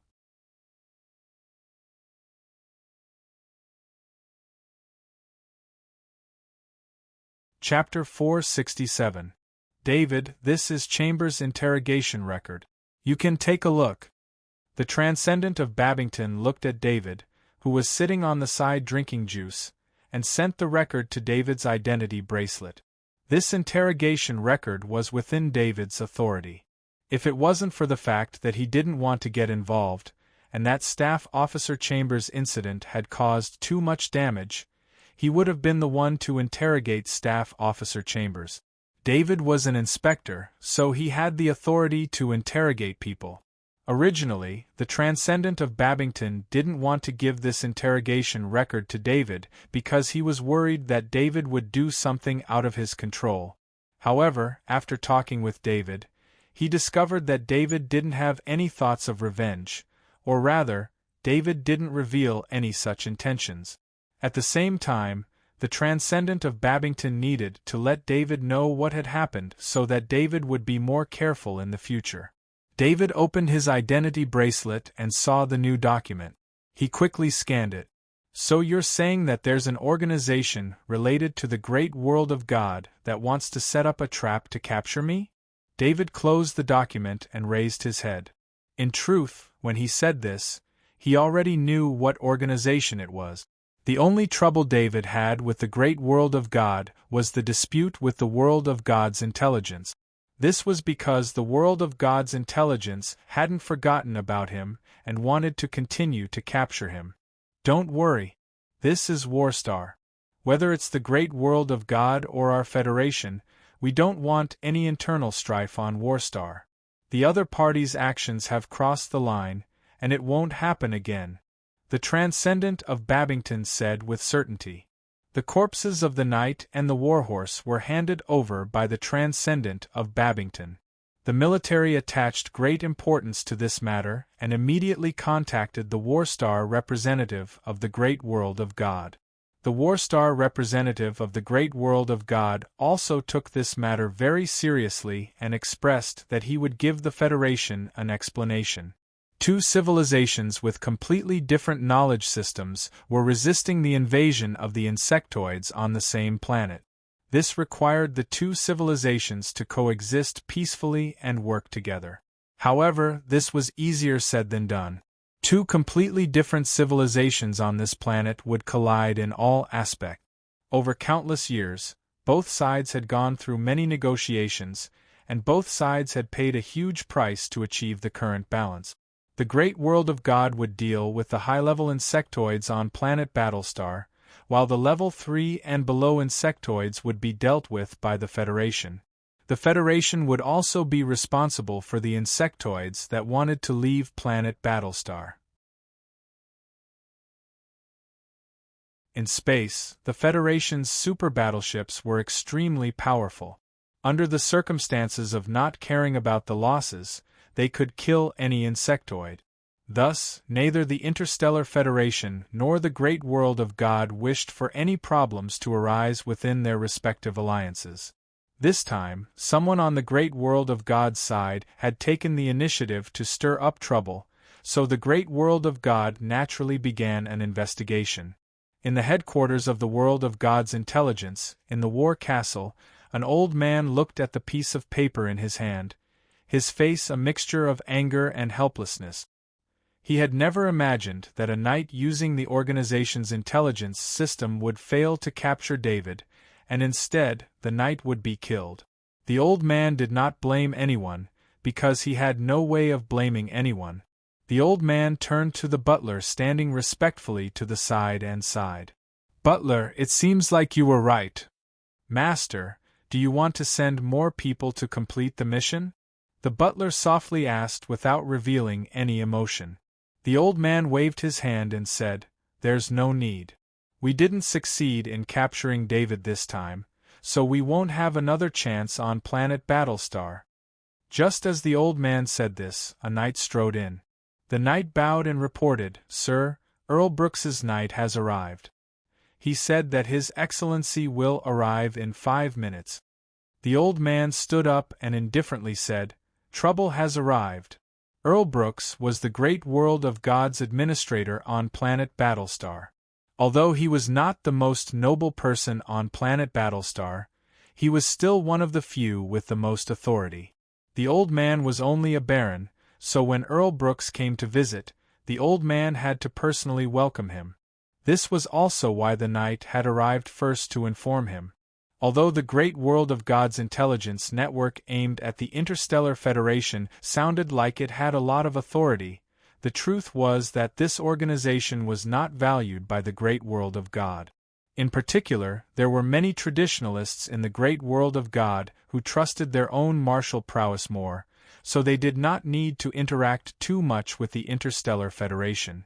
In the eyes of the people of the great world of God, the Interstellar Federation was a world of non-believers, which was unacceptable to them.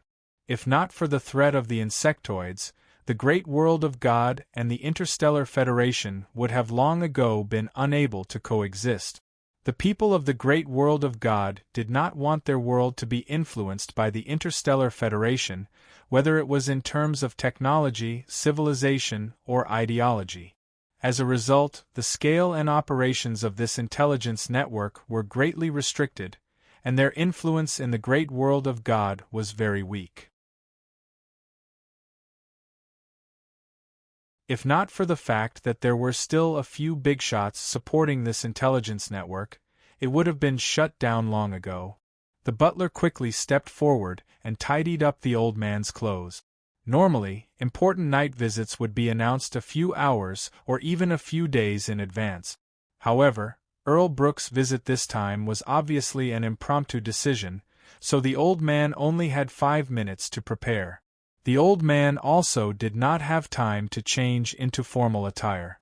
Fortunately, he usually wore more luxurious clothes in the castle. Although it was a bit impolite to greet him in formal attire, it was not too embarrassing.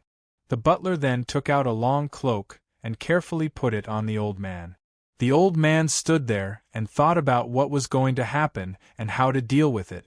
As for the 5 minutes of preparation time, he did not need to worry about it. That would be taken care of by the loyal butler.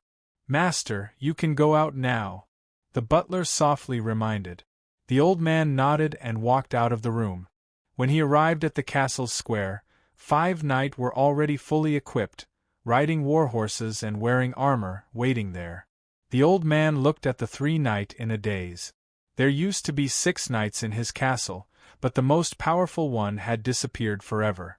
A servant brought over a pure-blooded warhorse. This horse was not wearing a horse armor, which made it look even more extraordinary. The old man rejected the butler's help and stepped on the warhorse. The butler ordered the servants to open the gate of the battle fort. The old man was in the front, and the 5 knights were behind him. They rode from the square to the gate of the battle fort and stood there waiting for Earl Brooks. The butler sighed in his heart. If this was the great world of God, the welcoming ceremony for an earl would not be this simple. There were no trumpeters, no family flags, and no backup team. This was the only way to welcome Earl Brooks. Very punctually, the 12 knights in the distance separated into 2 rows. Under the protection of the knight, a carriage pulled by 4 white war horses quickly approached. The carriage was inlaid with many gems, and these gems matched with the patterns carved into the carriage, making it look exceptionally luxurious. "The Venerable Earl Brooks has arrived," a knight beside the carriage called out. The old man and the 5 knights jumped down from their war horses and bowed as they waited for the carriage to approach. The old man stepped forward and greeted Earl Brooks, who was just alighting from the carriage. "Welcome, Venerable Earl Brooks. Your arrival has covered the castle in holy light. Baron Devold, I feel your great hospitality." Even though he had come with anger, Earl Brooks still maintained a smile as he returned the greeting. Earl Brooks had been able to become an administrator on Warstar precisely because of his personality. He was experienced in doing things and was very suitable for an environment like Warstar. Baron Devold led the way. He also knew Earl Brooks' personality. He would not talk about official matters before taking a seat. This was the self-restraint of a noble. Earl Brooks sat in the main seat in the reception hall, while Baron Devold sat in the second seat. The butler carefully served drinks before withdrawing. "I see that you only have 5 knights left." Earl Brooks took a sip of his drink. When he put down the cup, his expression changed and he said in a deep voice, "Don't worry." "Yes, Your Excellency," Baron Devold replied with a bitter smile. "Don't you know that it's not allowed to stir up trouble on Warstar?" Earl Brooks asked with a heavier tone. "I have neglected my duty." Baron Devold did not explain, and Earl Brooks was not here to listen to his explanation. "How do you plan to deal with this?" Earl Brooks asked, the anger on his face easing a little. "I will take out the appropriate amount of wealth to atone for my crimes. I hope that Your Excellency can mediate on my behalf," Baron Devold helplessly said. Baron Devold was a noble. This crime seemed very serious, but as long as he did not go too far, he could use wealth to atone for it. "That young man called David will not accept ordinary wealth. If you want to atone for your crimes, think carefully," Earl Brooks said lightly. After Earl Brooks received the corpses of the knight and the warhorse, he also received information about the Interstellar Federation. After some investigation, he also found out about the person involved, David. Earl Brooks did not care at all about how David had gotten into a conflict with the Interstellar Federation. He only needed to mediate this matter. As long as David did not pursue the matter, according to the laws of the great world of God, this matter would end. This was the explanation Earl Brooks wanted to give. In fact, the military also knew that the military could not force the great world of God to follow the laws of the Federation. This was not very realistic. In the past, this was how conflicts were handled. If someone from the Federation took the initiative to start a conflict, then the Federation's laws would be followed. Like this time, where the great world of God took the initiative to start a conflict, the great world of God's laws would have to be dealt with. Earl Brooks had seen David's information, and there was a description of David's wealth. He guessed that the military wanted to resolve this conflict as soon as possible, so they pointed out all the possible accidents that might happen. If David was an ordinary Kaji, then Baron Devold would only need to pay some ordinary wealth to satisfy David. However, David's wealth was so great that even Earl Brooks was shocked when he saw it. Earl Brooks could not understand why someone with so much wealth would come to a place like Planet Battlestar, fight on the front lines, and do such a dangerous thing.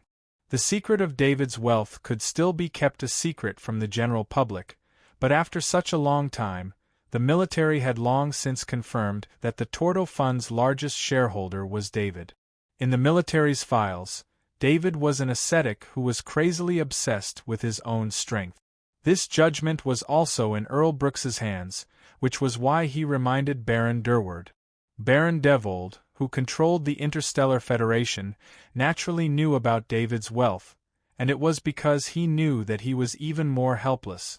With the enmity between the Interstellar Federation and David, Baron Devold did not want to give David something too good, especially something that could directly increase David's strength.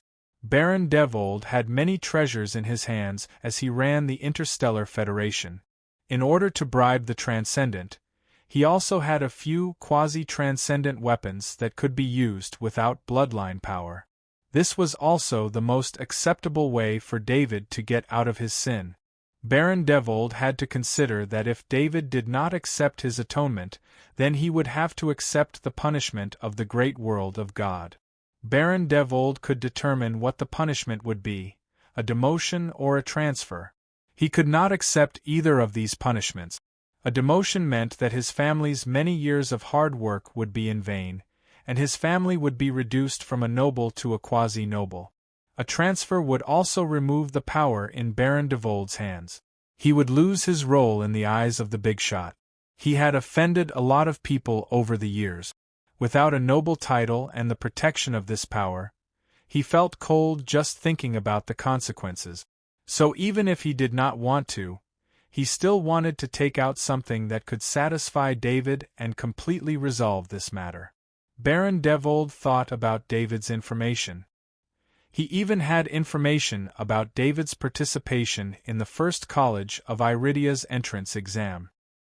He remembered that David was not only a sniper master, but also a heavy axe master. Thinking of this, he decided to take out a quasi-transcendent weapon. However, it was not a heavy axe but a spear. "Housekeeper, take out this shining spear."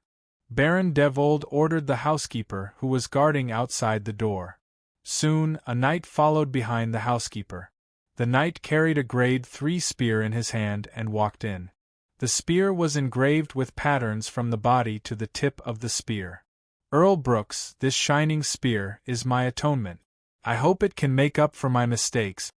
Baron Devold stood up and said with a bow, "Baron Devold, sometimes you are very smart, but you have to be careful not to be fooled by your little cleverness." Duke Brooks looked at Flash Spear and nodded softly, saying with a double meaning,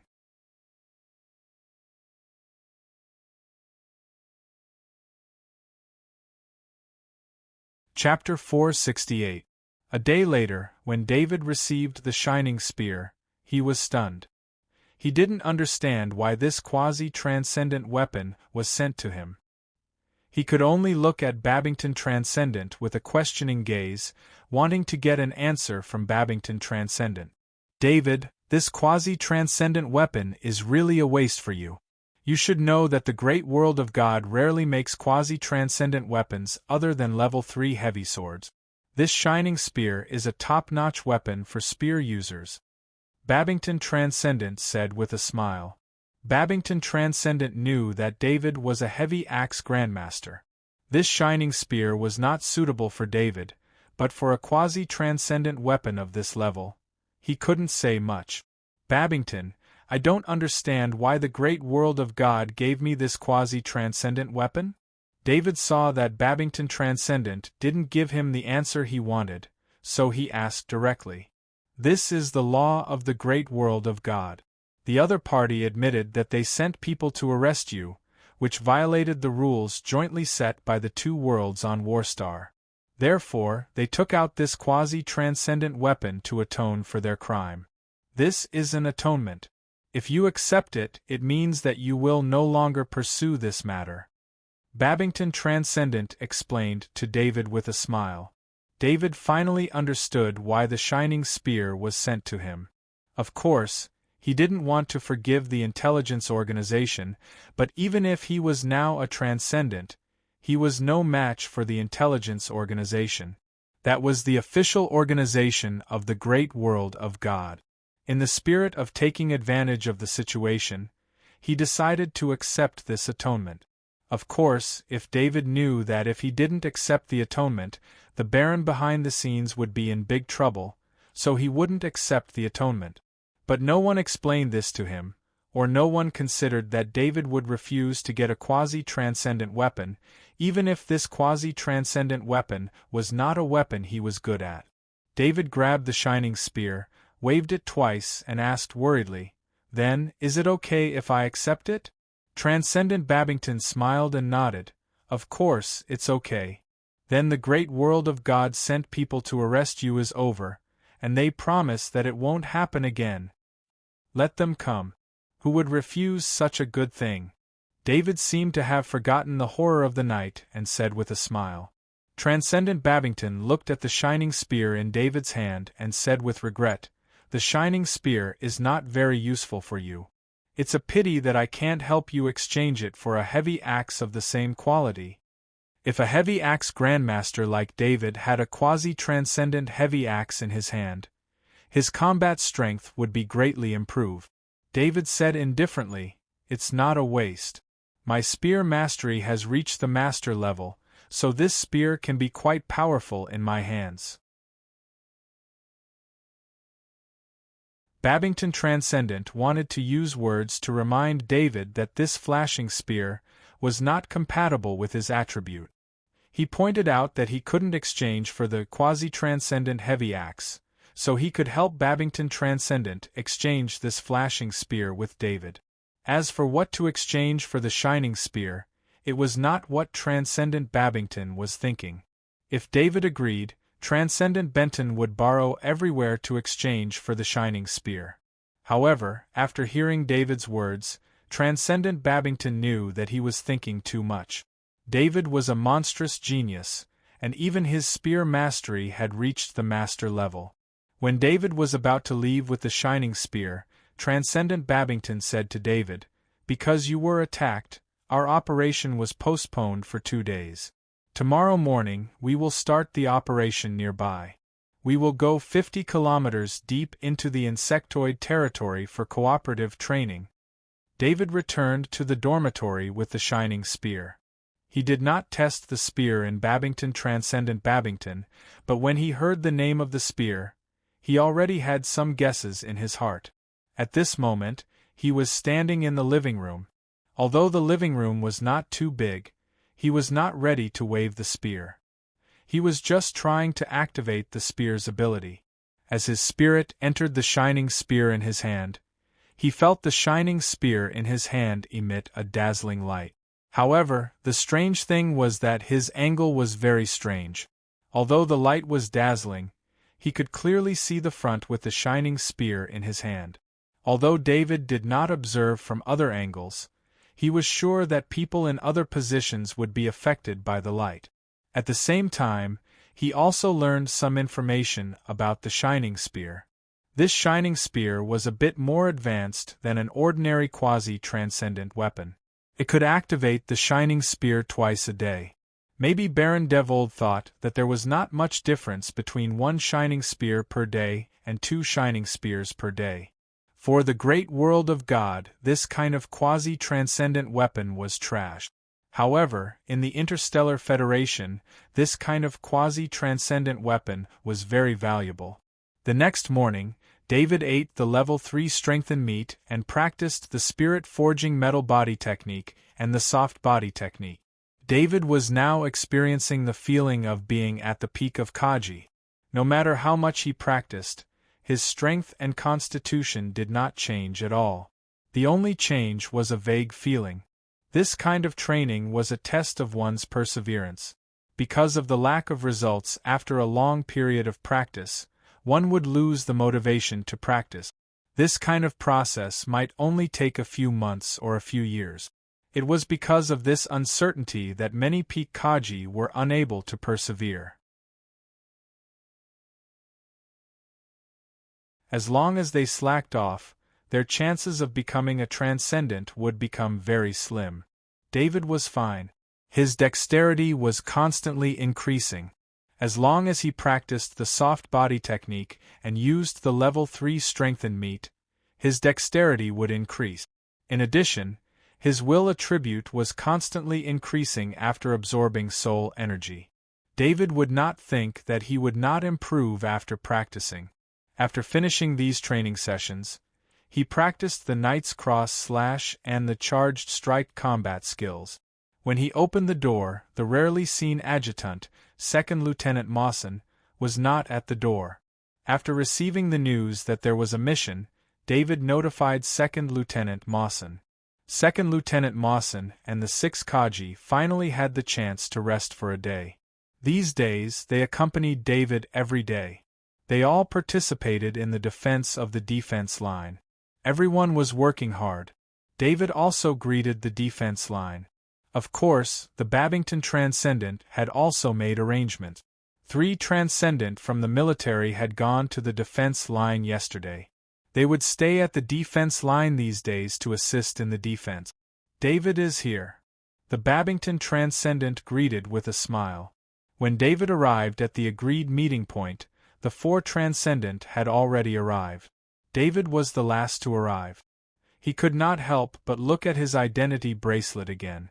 When he found that he was not late, he let out a long sigh of relief. He did not want to leave the impression that he was not punctual on his first mission with the 4 Transcendent. "Good morning, everyone." David greeted the 4 Transcendent with a smile. Then he looked at the Transcendent Benton and said, "I'll lend you this spear. Maybe it will increase everyone's income." As he spoke, he threw the flashing spear in his hand over. The Transcendent Benton took the flashing spear with some surprise. When he saw the pattern on the flashing spear, his eyes could not help but light up. Where did this quasi-transcendent weapon come from? The Transcendent Benton was not polite. He took the flashing spear and stabbed it a few times, then held it in his hand and asked, "It's an atonement from the great world of God. I just brought it over yesterday. I forgot to tell you." The Transcendent Buffington explained with a smile. The truth was that the Transcendent Buffington deliberately did not say it because the Transcendent Benton used spears.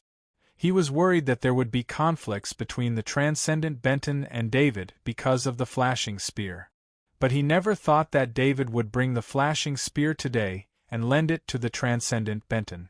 In fact, this was the best choice. The increase in the combat power of the Transcendent Benton represented the increase in the combat power of the entire team. It would be easier in the battle and they could also get more loot. "Brother David, I'll return it to you after the mission is completed. I can enjoy this luxurious weapon." The Transcendent Benton laughed and said to David. The Transcendent Benton also understood the value of the flashing spear in his hand. He had no intention of keeping it. The fact that David was willing to lend it to him was already a huge favor. He knew this in his heart. This was also David's trust in him. He would not betray this trust. Of course, David believed in the Transcendent Benton. They were all comrades who had faced life and death together. The Transcendent Benton was a comrade who could entrust his back to David. A transcendent weapon did not mean much to him. "I'm a little regretful. I should have learned how to use a spear. In fact, my spear talent is not bad." The Transcendent Garth joked on the side. "Yeah, Garth, your spear is like a war hammer." The Transcendent Benton turned around and said. Everyone burst into laughter. The Transcendent Buffington was very satisfied. This kind of atmosphere was very good for cooperation. "Everyone, our target today is the giant claw flaming worm. There are 2 giant claw flaming worms in this area." Babington Transcendent clapped his hands to get everyone's attention. He then said, "That's right." Then he shared the map on his identity bracelet with everyone. David saw the mission area on the map. It was not far, but it was 50 kilometers away from the defensive line. "David, which positions can you fill?" The Transcendent Buffington then asked David. The other 3 Transcendent Buffington's question was very puzzling. They all knew about David's strength. He was a sniper master and a heavy axe grand master. Why did the Transcendent Buffington ask such a question? The Transcendent Buffington certainly knew about David's strength, but he did not know about David's other abilities. Before yesterday, the Transcendent Buffington did not know that David was also a spear master. Although a spear master was not enough in front of a sniper master and a heavy axe grand master. But that was relative. Any spear master was not simple. There were countless Kaji in the army who used spears, but there were very few who could really become a spear master. Therefore, the Transcendent Buffington needed to know about some of David's abilities. Of course, He only wanted to know about David's abilities that were useful for the mission. I can scout and track, David replied after thinking about it. The next area they were going to enter was the real dangerous area. David did not want to hide his ability and put the whole team in danger. I can understand being a scout. With your assassination ability, you even killed a knight, but tracking requires experience. The transcendent Buffington did not believe in David. He was responsible for everyone's safety. The two abilities David mentioned were related to the safety of the whole team. He had to ask clearly. Indeed, it was definitely not a problem to let a person who could assassinate a knight be a scout. Although the abilities of an assassin and a scout were not the same, the concealment ability needed by an assassin was similar to that of a scout. It was just that one was only for detection, while the other was for detection and killing. Little White, come out and say hello to everyone, David said as he patted the custom-made exoskeleton armor. A small hole opened in the custom-made exoskeleton armor, and a small white snake slithered out. It seemed to be very afraid of the transcendent outside. If it was not for the master's call, it would not have come out at all. Little White's body only explored outside for a while before it quickly returned to the custom-made exoskeleton armor. In just a short while, plus Little White did not deliberately hide its presence, the four transcendent Buffington recognized Little White's identity. You raised a transcendent creature, the transcendent Buffington said with envy in his eyes. It was very troublesome for a transcendent creature to recognize its master, and the help a transcendent creature could provide in the battle against the Zergs was very limited. If they were not careful, the transcendent creature would be killed by the Zergs. Only a transcendent creature like Little White, who was born timid and small in size, could be carried around at any time without being targeted by the Zergs. Little White is good at tracking. As long as there is a presence, it can track the other party. David did not hide and told them about Little White's ability. Little White's ability is so good, the transcendent Buffington said as his eyes lit up. Little White's ability was very useful for them to track prey in the Zergs' territory. As long as they found a clue, they could track the prey. This ability was what hunters liked the most. I seem to see a lot of resources flying towards me, the transcendent Augustine, who had been silent all this time, suddenly said. The mission had not started yet, so the transcendent Augustine's words made everyone laugh. David, you can be the scout when needed. If Little White is needed, we will distribute some spoils as Little White's reward. The transcendent Buffington decided. The transcendent nodded in agreement, and David had no objection. Let's go. The transcendent Buffington waved his hand and said loudly. You're tuning in to the Phoenix Knights YouTube channel. Don't forget to subscribe and join us on this journey to catch the most captivating stories.